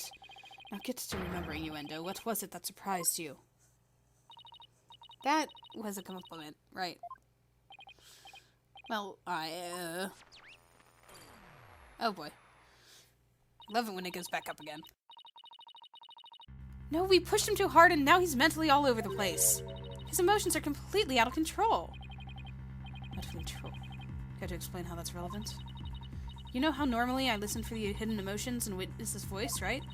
From there, I look for inconsistencies between their testimony and those emotions. But sometimes a person's feelings can run too high, making it hard to get proper readings. So that's how your Matrix program works. Fascinating. Ordinarily, it's just one emotion that runs out of control. But it seems there's nothing ordinary about it this time.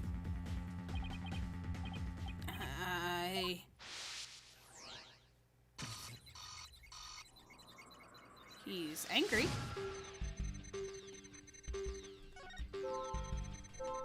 Oh, he's sad. He's surprised. He's angry. He ain't gonna be happy.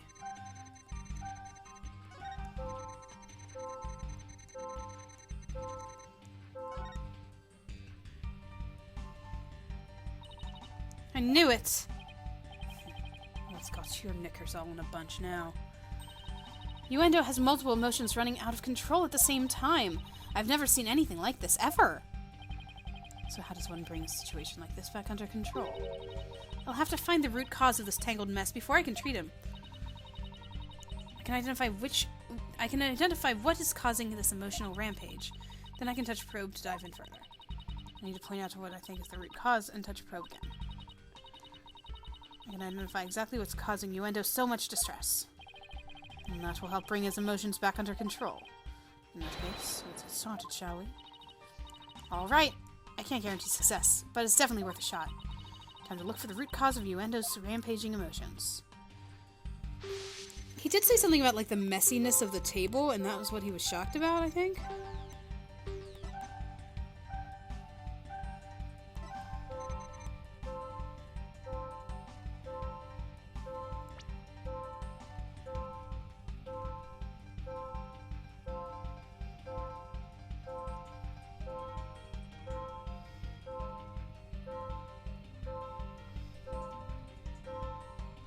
Also, I can't help but notice that these cards are in their original places and have not been swapped around yet.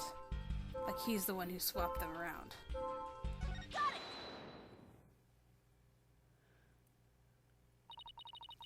I get it now. The cards were the root of it all.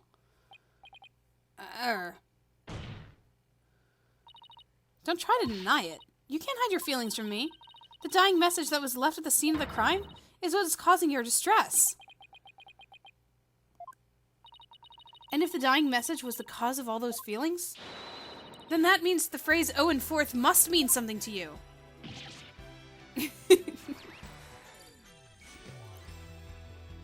He lost some of his cushions again. There! Noise level 0, finally! The dying message consists of 2 words, Owen and Forth. But neither of these words have anything to do with this witness.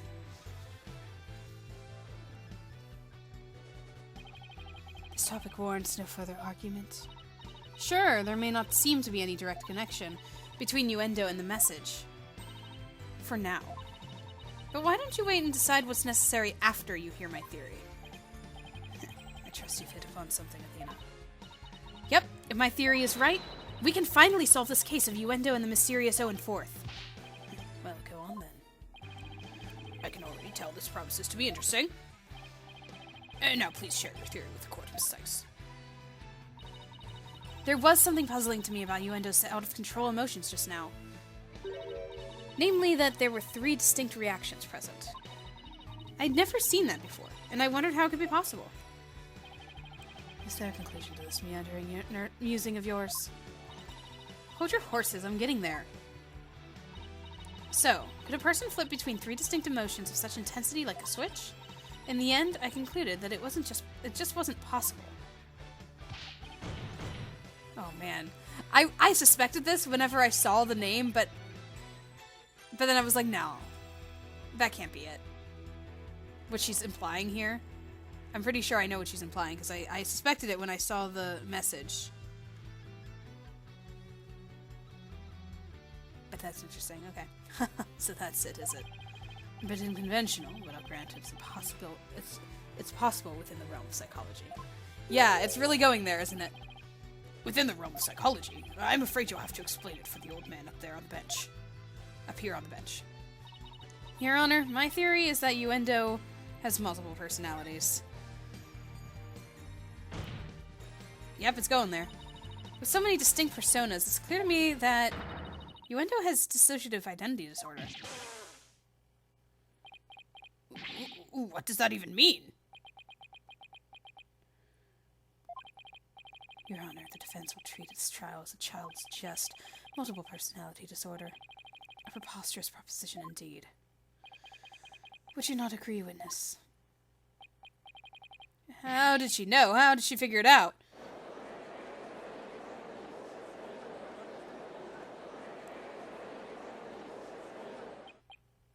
Pulkunka.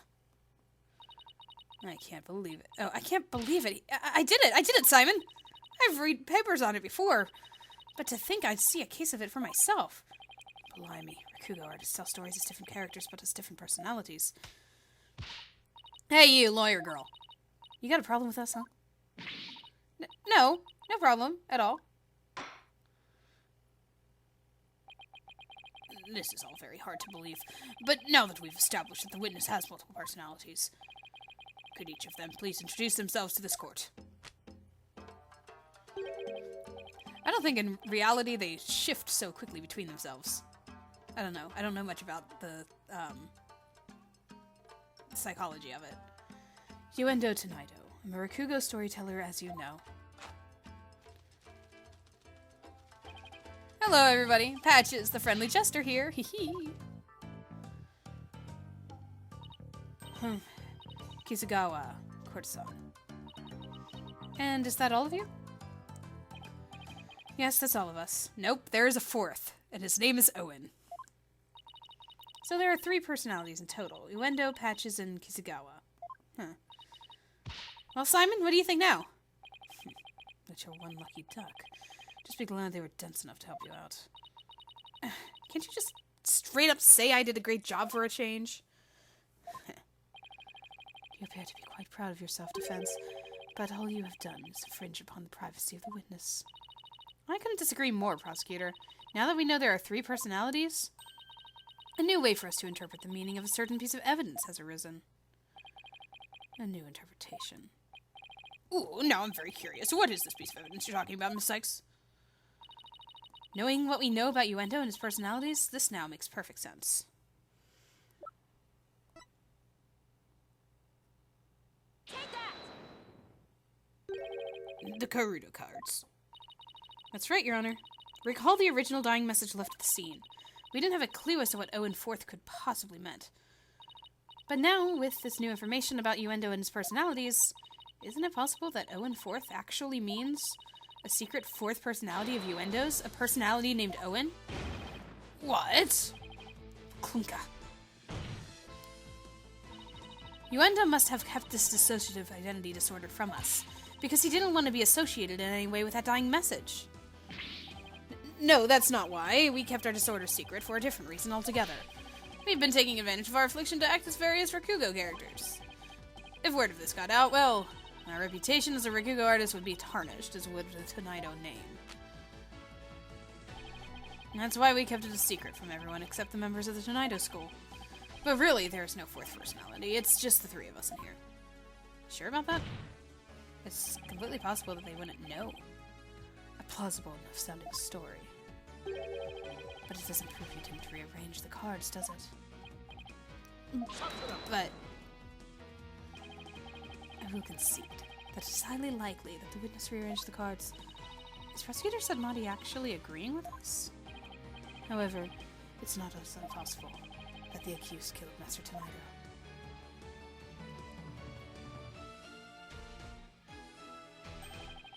And then left that message in order to frame the witness? So you're going backwards then, with the framing thing. And upon noticing the cards when you found the victim's body, you end up rearranged them. A fantastic tale, but a tale nonetheless. No one outside the Tenaido school knew about Uendo's multiple personalities. Uendo just finished saying so himself. Oh, that is true, but ultimately meaningless point. The witness was only in the dressing room for 2 or 3 minutes. It's far too little time to commit murder, wouldn't you say? Then who's to say he couldn't have done it before his discovery?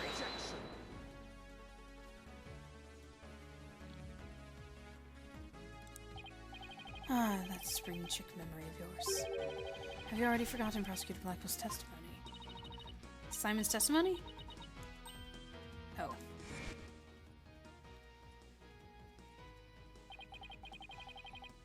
Yeah, but I don't believe it, because the TV was there. So yes, I do remember it, but no, I do not believe it.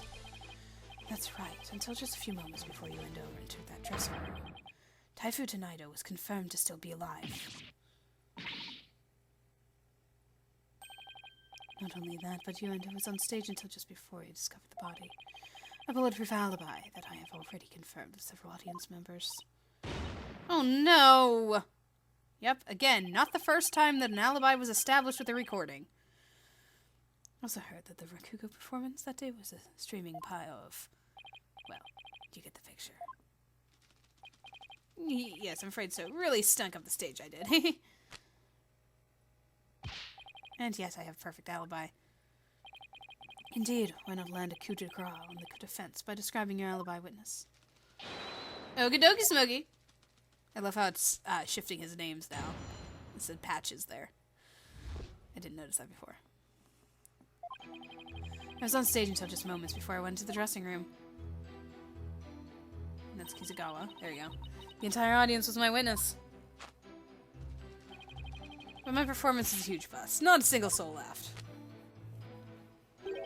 I'll never be able to live down how terribly I bombed during that very important show. Why was it an important show? Oh, because he was getting his promotion. Yuendo was on stage before he found the body, so he could not have committed this crime. It is time to let it all go, defense, and move on.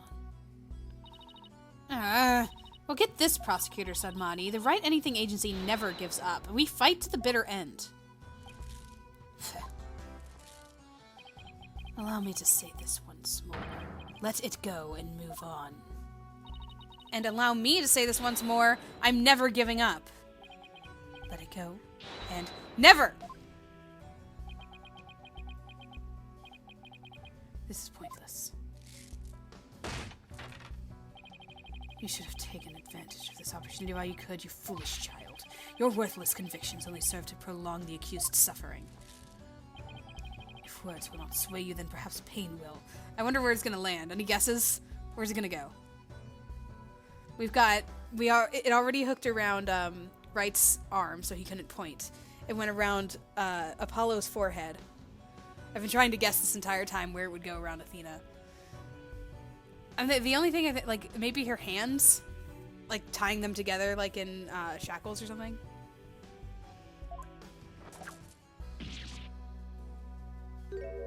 Oh, my bad. Oh no, anything but this! Wow, it just went around her entire body. Sure, okay. Forehead, arm, and entire body.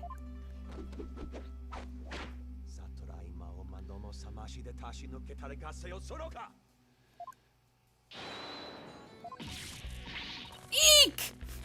Ah! What's the big idea, Prosecutor Sadmati? That was but a small dose of punishment for your misguided convictions. Are you now a bit more inclined to give up as instructed? As if! In that case, you must require another dose.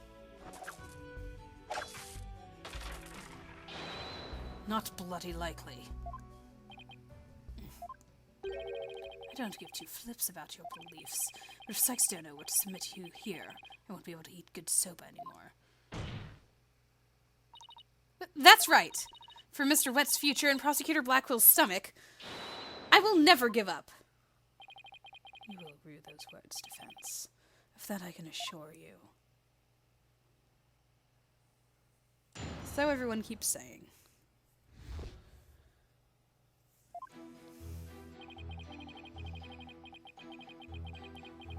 Still convinced that TV has something to do with something. This ain't my first rodeo. How can we be so sure it was you who was on the stage?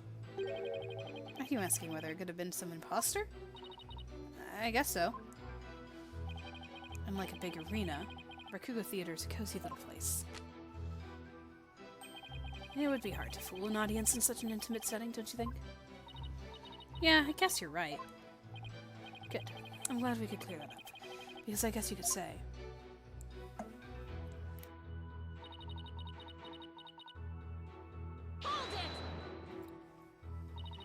Was there anything special about the stage or your performance that you could tell me? For example, were the lights dimmer than usual? Were there any problems or accidents? Not a thing. Everything was the same as always. Mr. Prosecutor, you questioned the audience, didn't you? Yes, of course. Apparently nothing seemed amiss to them, except, well, one small thing. One small thing? Oh, it's so embarrassing. I tried my best, really. I did.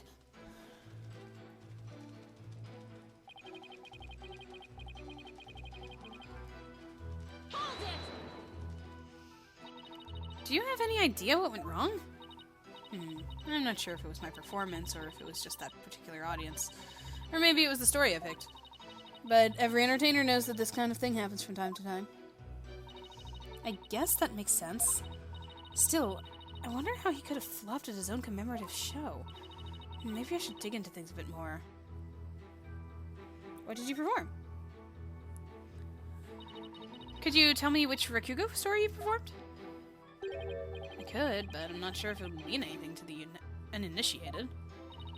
Well, even if I might not get it, can't you at least try me? Alright, if you insist. The story I performed is called Tokusoba, otherwise known as Time Soba. There it is. Time Soba, huh? Maybe Yuendo's right. He only said the name of the routine and I'm already lost. I'm not... so you performed Time Soba, did you? What? You know it, Prosecutor Sanmari? In the course of my studies last night, I became familiar with a number of stories. I must say, defense, you would do well to prepare better for your next trial. Simon, what's Time Soba about? Look it up yourself. Allow me to give an overview. The story takes place on a winter's night. Man orders a bowl of soba on a street stall. How you doing, sir? What can I get for you? I see you've got seaweed-topped namaki soba and 2 eggs topping shipoko soba. I'll have a bowl of shipoko, my good man. Oh, it sure is cold tonight, isn't it? But there's nothing like a hot bowl of noodles and soup to warm the soul. You know it, sir. 1 shipoko coming right up. So how's business? Not so great, sir. Is that so? Well, that's great, because things can only get better from here, right? Wow, Prosecutor. The customer talks on and on like this. Finally, when he is done eating, he goes to pay for his soba. So much do I owe you? It'll be 16 months, sir. I see, sorry, but I only have small change on me. I'll count the coins into your palms so you can hold out your hand for me. 1, 2, 3, 4, 5, 6, 7, 8. Hey, what time is it? It's 9, sir. 10, 11, 12, 13, 14, 15, 16. Thanks and bye. Very well done, Prosecutor Sanmani. That was excellent. I don't get it. What was so funny about that? Don't you see? The customer paid with coins, counting them out one by one. Then just after counting 8, he asked about the time. And the soba vendor answered with 9. Oh, now I get it. He made the vendor say 9, and then he continued counting from 10. Oh, he said the vendor say 9, okay. Exactly, he cheated the soba vendor out of 1 mon with his smooth talking. Story continues with another man who saw the whole thing and tries to do the same. But he bungles the trick and ends up paying more than 16 mon for his soba. Story ends on that as the punchline. You can look up the rest of the details yourself. Or I'm sure Prosecutor Sad Monk over there would love to perform it for you after court. So basically it's a story about a man cheating on his soba bill. It's kind of petty, isn't it? Is that really all you have to say about this classic story? Time soba is such a well-known staple for Kugo that the skill of the artist is... Fine. So you studied a lot. But we haven't the time for the lecture detour right now. Prosecutor Sadmonk. Detour. I don't know why I pronounce it like that. Oh, I want to hear a little more, but I suppose it's off topic. Getting back to the matter at hand, Miss Sykes, the witness stated that the story of the firm is called Takusoba. Yes, please add it to the testimony. So that I can go against it. And say, hey, you should not have been performing that act, and hey, that's probably what was playing on the television. Because that's what they heard. That was what the testimony said. The testimony said that they heard this particular story being performed.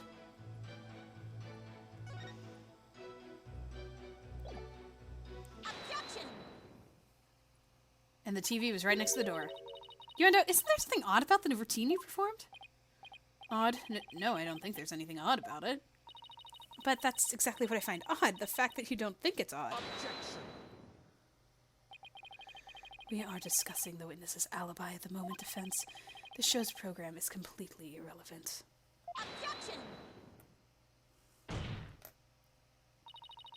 That's where you're wrong, Prosecutor Sadmati. The reason being, it contradicts the statement the witness just made. Yuendo, do you know what this is? No, what is it? This is an invitation to the show sent from Master Tonido to Prosecutor Blackquill. Included in the invitation is a rundown of the show's program, which clearly states that Time Soba was to be performed by Master Tonido himself. No. Uendo, why did you perform the routine your master was scheduled to do? Well, you see, the reason for that is... How do I say this? You see, let's say it was a prank? That's right, it was just a little joke, you see. I was trying to surprise Shisho by performing his routine before he did. I don't think so. I don't know if I buy that. Was doing the victim's routine really just for laughs, or... Hey, didn't Simon happen to hear Time Soba coming from the dressing room? During Uendo's performance on stage? It seems like too much of a coincidence. Can it be?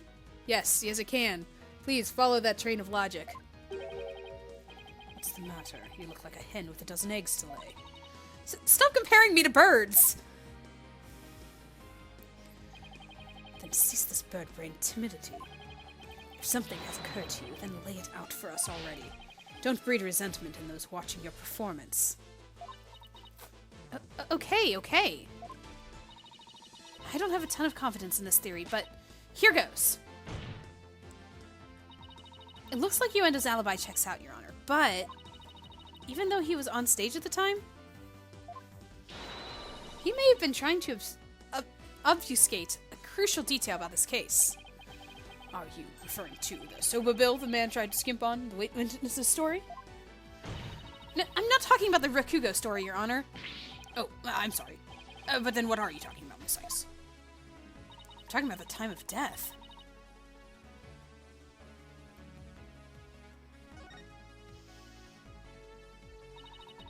Uendo tried to deceive us about the time of the victim's death. What? Eek!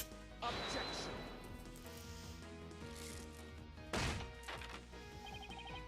What gibberish. Prosecutor Blackquill even testified to the time of the victim's death. I know. But he only testified that way because he and Giru had been completely taken in. You mean by the Soba bill thing? Would you please forget about the story for a second, Your Honor? I was deceived. Pray tell, how did Uendo manage to deceive two people while he was performing on stage? That's easy. All he had to do was use a certain prop in his dressing room. Or in the dressing room. And what might that be? The television.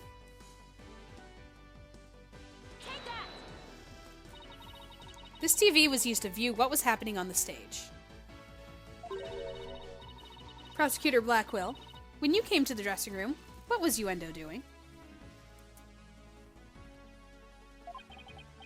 He was performing Time Soba. Blast, could it be? Yes, it could, and it was. What you and Giru heard was not Master Tonido practicing his routine. It was Uendo's performance, as heard through this TV monitor's speakers. That was a good sound effect. What? With the TV just inside the inner door of the dressing room, it could easily be heard from the hallway outside. And because we knew that Master Tonido was scheduled to perform the Time Soba, we were easily manipulated into thinking he was still alive at the time, rehearsing.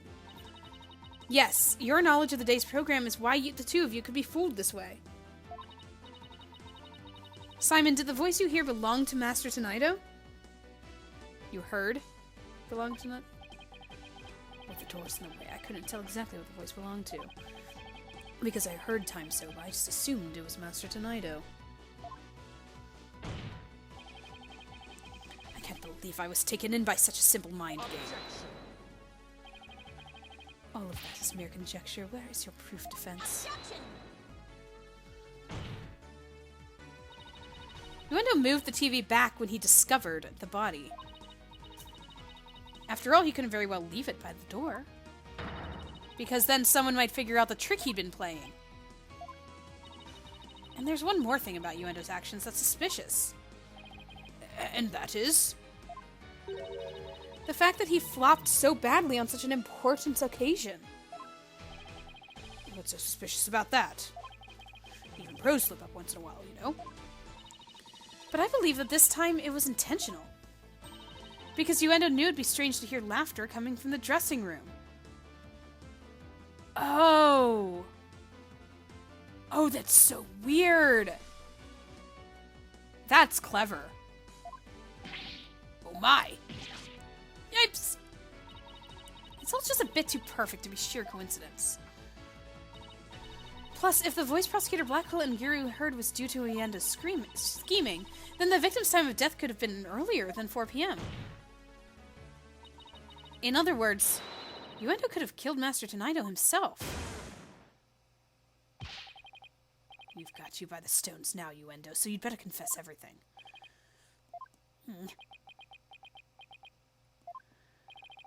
Oh, well, with this, what do you have to say for yourself? We demand an explanation. Uendo! I confess. I tampered with the crime scene.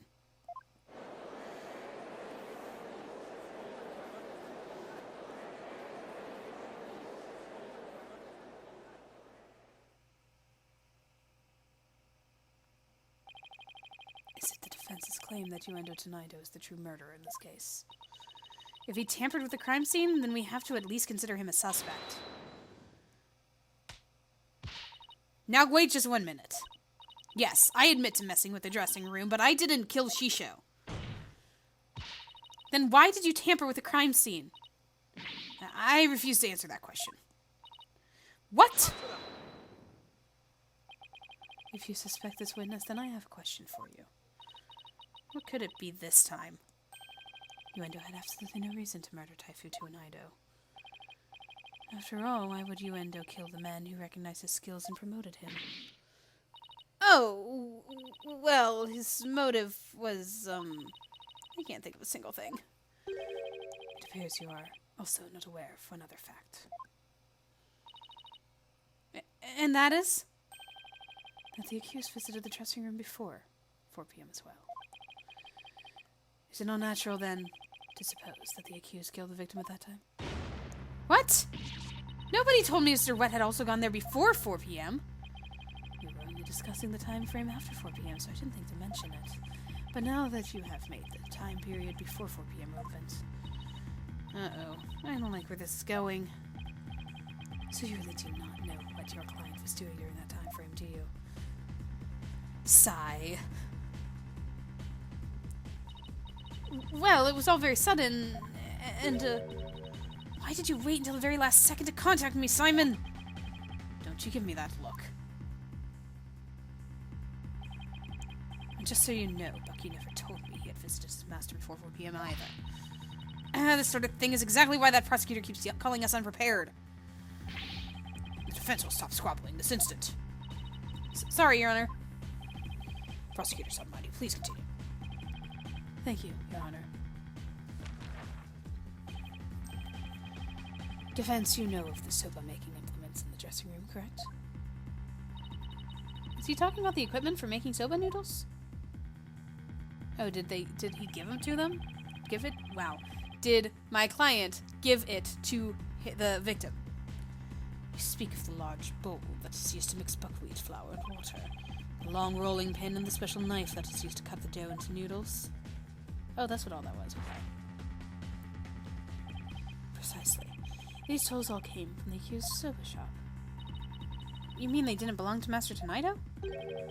Mr. Rance had visited the dressing room to give the victim a soba-making lesson, and that visit was before 4 p.m. I'm afraid that after the accused kneaded the dough and made these noodles...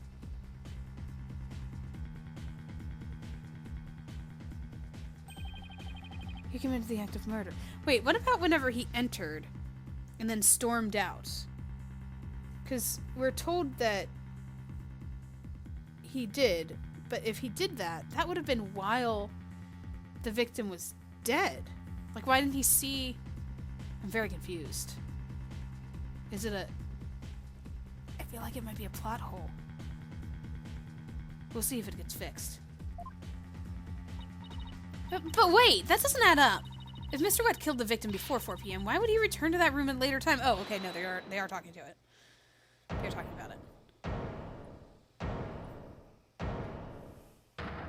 Oh, hi, client. Oh, he's got a skateboard and everything. Wet Soba, you're getting caboodle when it comes to noodles. Oh my. I am Ms. Chickadee. Hey, Asaimi. The reason I went back is because Master Tonaido ordered uncooked noodles.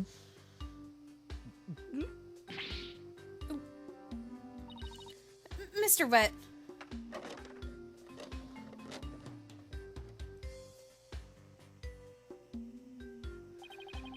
Yesterday, I brought noodle-making tools to the dressing room at around 2 p.m. That's when Master Tonaido ordered uncooked soba noodles to stock up on. Uncooked noodles to stock up on? Yes, ma'am. Master Tonaido kept a supply of soba noodles from my shop in his fridge. Wouldn't it be fresh anymore then? He only had one serving left, so I went back to my shop to get some more. One serving of noodles in the fridge? I thought the fridge was practically empty. Anyway, the whereabouts of the missing noodles isn't all that important right now. You ran into me and Giru when you came back to deliver the uncooked soba, correct? That's right, Saimi. I made time out of my busy day to deliver him the noodles. And you know what? He ignored me when I called him from the inner doorway. He just kept mumbling Rakugo lines for ages, so I got mad and went back to my soba shop. Oh, so that's why you got mad. If what he's saying is true, there's no way he could be the murderer. So he never went in. I swear I'm telling the truth, Miss Chica. Bailiff, quick, get this man to the infirmary. So he never went in and saw the dead body. Well, I dare say he's quite the handful. Your Honor, please accept the statements Mr. Wet made just now into evidence. I believe the accused's statement about going into the room around 2 p.m. is true, for it falls within the victim's estimated time of death. That opens up a possibility that the crime was committed between 2 and 4 p.m.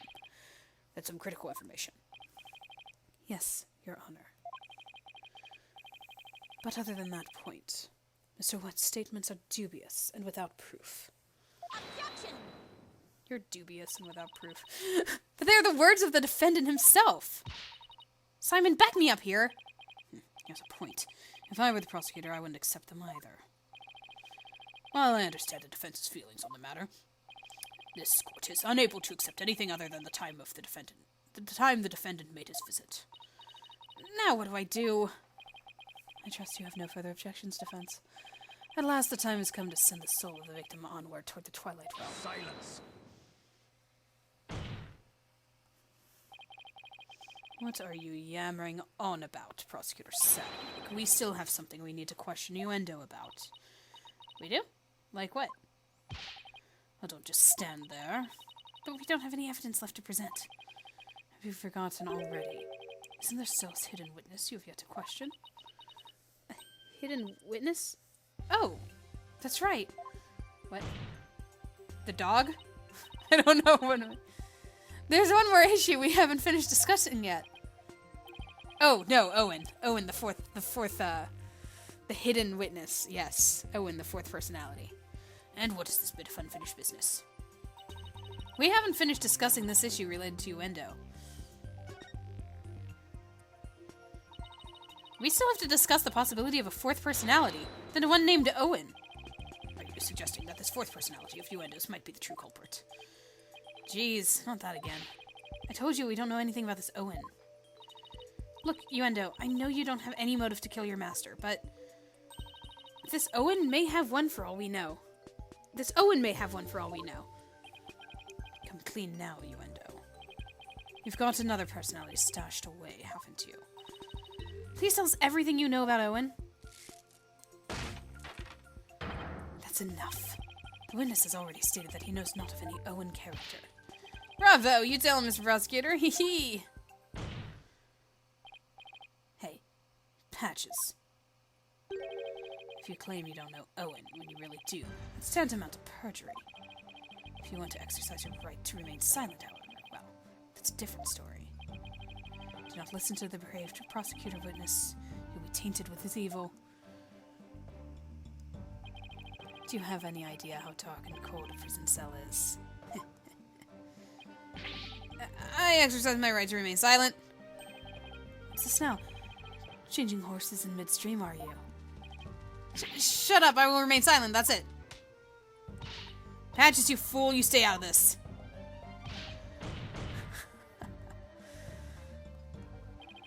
Patches is not the brightest bulb in that box you call a noggin, is he?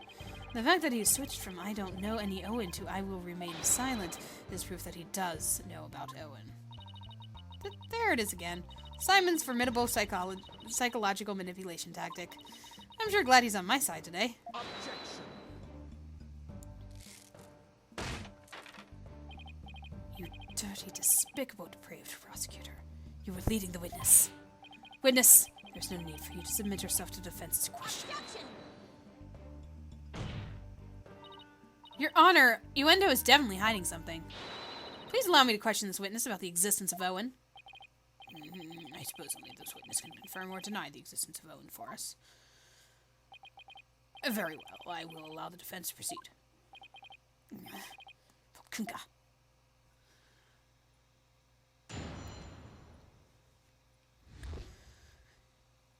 Yay, 4 witnesses in 1. I've never met any personality named Owen. Patches was just blurting out nonsense in a panic.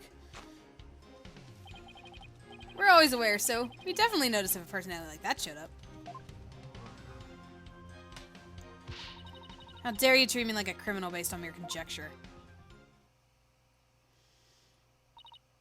Wow, how am I supposed to deal with the testimony of 3 personalities? Unless you can prove the existence of Owen here, it's all over. You'd best screw your courage to the sticking place and attack the testimony head on. Alright, I will. Just stop piling the pressure on me. You have to draw out some info, anything to drag Owen out in the open. Yeah, we need to, like, lure him out or something.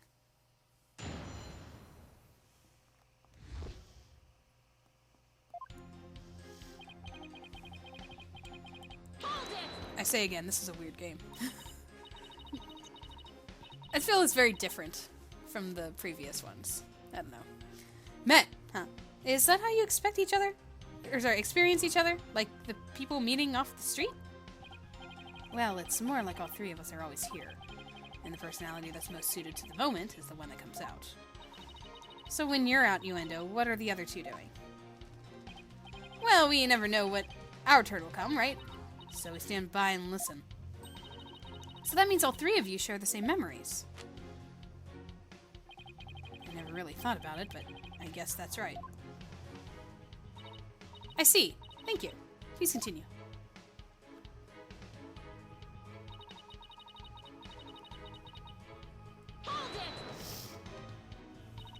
Patches, can I have a word with you, please? Why, hello. You right. You said at first that you didn't know anybody named Owen. But then you exercised your right to remain silent. Were you afraid of committing perjury? Well, you see... I'll take over from here if you don't mind. Listen, I hate to say it, but Patches is about as smart as a sack of rocks. If you grill him with a bunch of highfalutin words, he's gonna want to keep silent. I see. So, looking after loose-tongued Patches is your role. Is it Mr. Mr. Kizugawa? Typos, man. Well, I don't know about that, but anyway. I do know that Patches was just flustered, and that's why he decided to remain silent.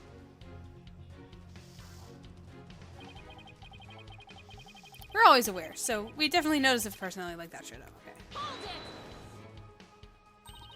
But what if, for some reason, you 3 were unconscious at the time of the incident? If the 3 of you weren't alert and aware, what would happen? What would happen? I'm not even sure what you mean. I mean, you 3 share the same memories, right? But what if Owen is different? What if he has memories separate from yours? Maybe Owen emerges when the 3 of you are unaware or unconscious. Objection. Instead of speaking as if this 4th personality is a foregone conclusion. I suggest you prove its existence first. Well, we've already seen 3 personalities. A 4th wouldn't be a stretch. You dishonor the victim in this court by jumping to such conclusions without proof. Have you ever heard these old sayings, Prosecutor Sadmati? What happens twice will happen thrice. If you see 1, there's likely 30 in your home. I'm basing my theory on such premises. Comparing us to cockroaches. Do we bug you that much, girlie? But how do you intend to prove it? How will you prove that all 3 personalities became unconscious, as you say? Unless you can do that, all of this talk is merely empty speculation. Well, Don't be so timid. If you don't have it, then find it. Look for something that could render Uendo and the others unconscious. Time's right, I can't back down now. With my client, Mr. Wet, I have to. Wait, Mr. Wet?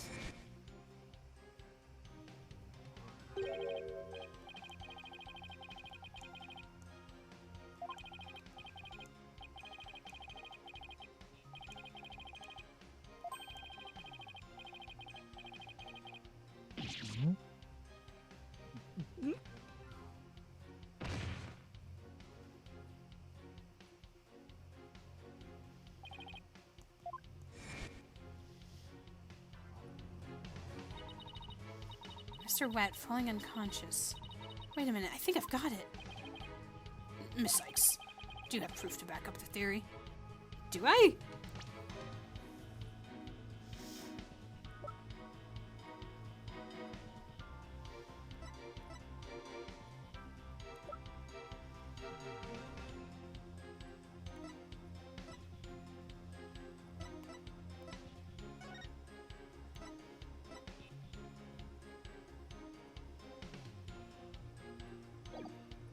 Oh!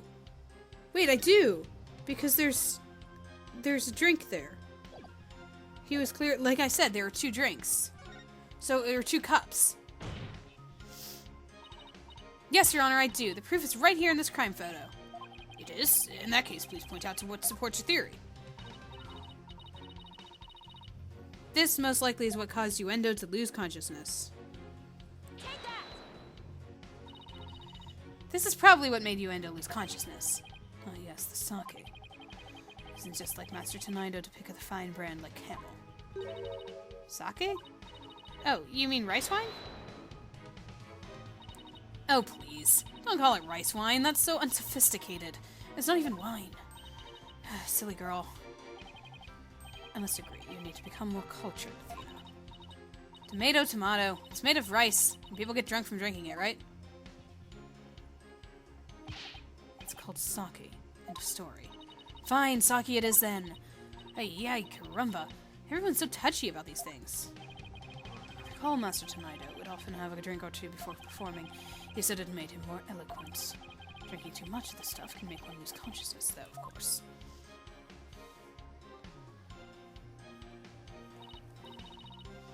And look, there were 2 glasses on the table. Uendo, I believe your master offered you some sake. And then you must have drank too much and passed out. That's when your 4th personality, Owen, emerged.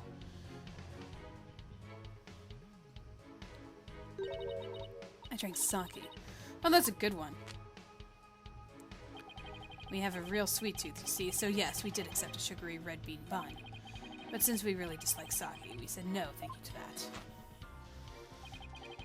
Believe it or not, we're real weak when it comes to booze. Even a tiny drop can knock us right out. So what if it was in the bun? So you see, I had a sweet manju bun, but I didn't drink any sake. What? But that can't be right. The defense demands that the glasses be examined right away. You amateur, do you really think I had not already done so? Your foolishness is beyond the pale. Don't tell me. There was no trace of the witness having touched either of these glasses, naturally. Right, of course. Miss Sykes, would you like the witness statement added to his testimony? Yes, please, Your Honor. Very well.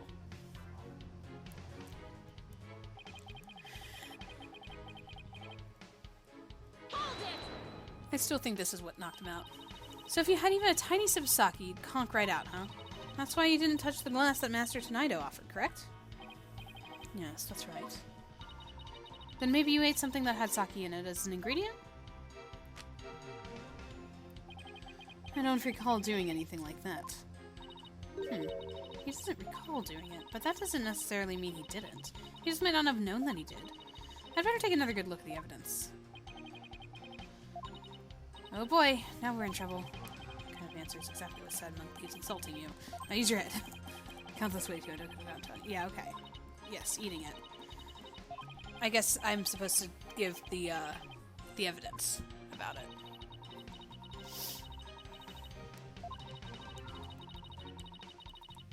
Yes. I have an idea. Because there was something that I was wondering whenever this was presented. Was this, this piece of paper with a note. So this piece of paper with a note has camels on it. Right? So if you look at this, that's where it came from. This packaging down here. And this packaging, if it's camel, if that's the brand of the sake, then maybe there's sake in those sweet buns that were there. So I would say... Objection! Oh, seriously?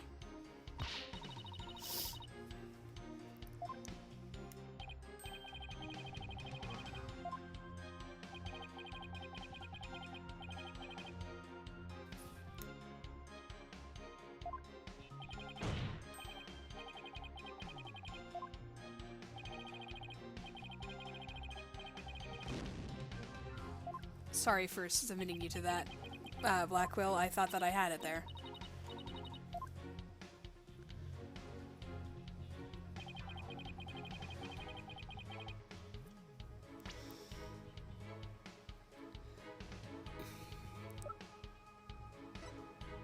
Objection! Okay, fine. This shows what most likely made Yuendo lose consciousness. That note. Are you feeling lightheaded, child, or perhaps a bit peckish? I'm not hungry, and my head feels just fine, thank you very much. Look at the paper this note is written on. Isn't there something familiar about it? What exactly is your point, Defense? This faint design here reminds me of the paper from the picture that I tried to present. Yeah, no kidding. Yep, it's a piece of the wrapping paper on the box of manju buns by the victim on the floor. Yuendo, you may not have drunk any sake, but you did eat a sweet red bean bun, right? Well, yes, that's right. I don't know if you're aware of it or not, Yuendo, but I believe the manju you ate caused you to fall unconscious. The bean bun, but how? Because those buns contained a secret ingredient. A very punchy secret ingredient at that. A punchy secret ingredient. Yes. The design on the wrapping paper matches that of something else in the room. It does. The design on this object matches that of the manju box's wrapping paper. Take that! The camel pattern. It's the same as the one for camel brand sake.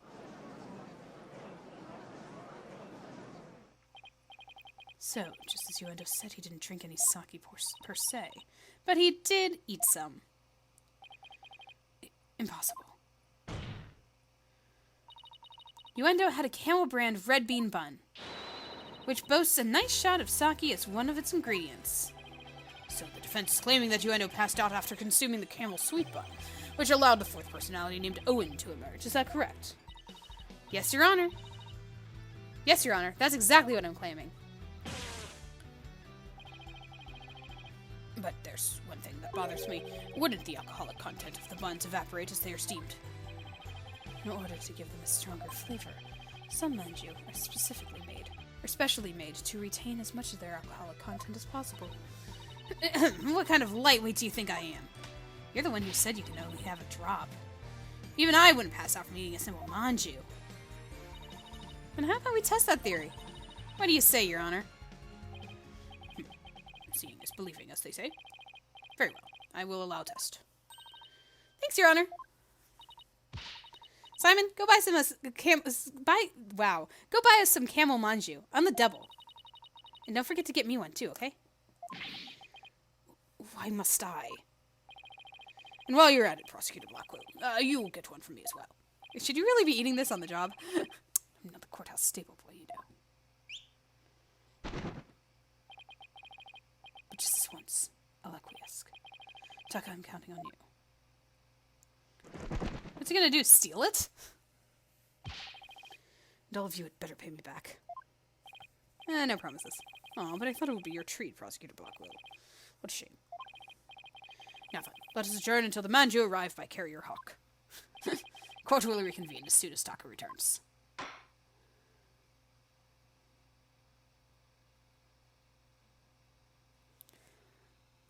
Oh boy. Carrying on next time, I guess, then. Athena proving herself. But I think she's kind of gone beyond that and is actually, like, starting to pay attention and get to her own here. Yeah, I am surprised that it went to the whole multiple personalities thing. But yeah, as he was, like, doing all of the different personas, I was like... or after he was doing the personas, and then when the message said Owen fourth, I was like, wait a second, is this guy, like, a fourth persona? Because there's 3 personas that Uendo kept going to. And then I was... before that, I was thinking about the all of the different emotions that the personas were doing. Like, Patches was kind of like the happy one, and Kizugawa was like the angry one, and Uendo was just more neutral, so maybe he was like the sad one, I guess. But I don't know. I guess it doesn't really follow that as much, maybe. But maybe next time, maybe in the next part here, we're going to meet this Owen and see whether he is our killer. And I wonder how that works exactly with the way that this is portraying multiple personality. Like if one of the personalities commits the crime, but all the other personalities are innocent? How does that work exactly? Anyway, I guess we'll find out what exactly will happen next time, because we're going to meet this 4th personality, hopefully, if we can get this guy drunk on the manju bun, which is weird. But yeah. Fun times. Weird case. Strange proceedings all around. This game is... I don't know. It's these games are weird. This one even more so. I feel like this one has always been a little bit off to me. Like, oh, it just feels a little bit different. Not like extremely different that it's like a bad thing. Like I can still feel the, like I still love the characters, of course, and the humor is still pretty much what you'd expect, and it's still like quirky and stuff. It's just a lot of the situational stuff is different than what you'd expect, I guess. I don't know. And I'm still like kind of going through and learning things basically for the first time, but for the second time, because I don't remember any of this stuff. So, yay. Let's see let's see how it goes and how it continues. I'll talk to you guys next time.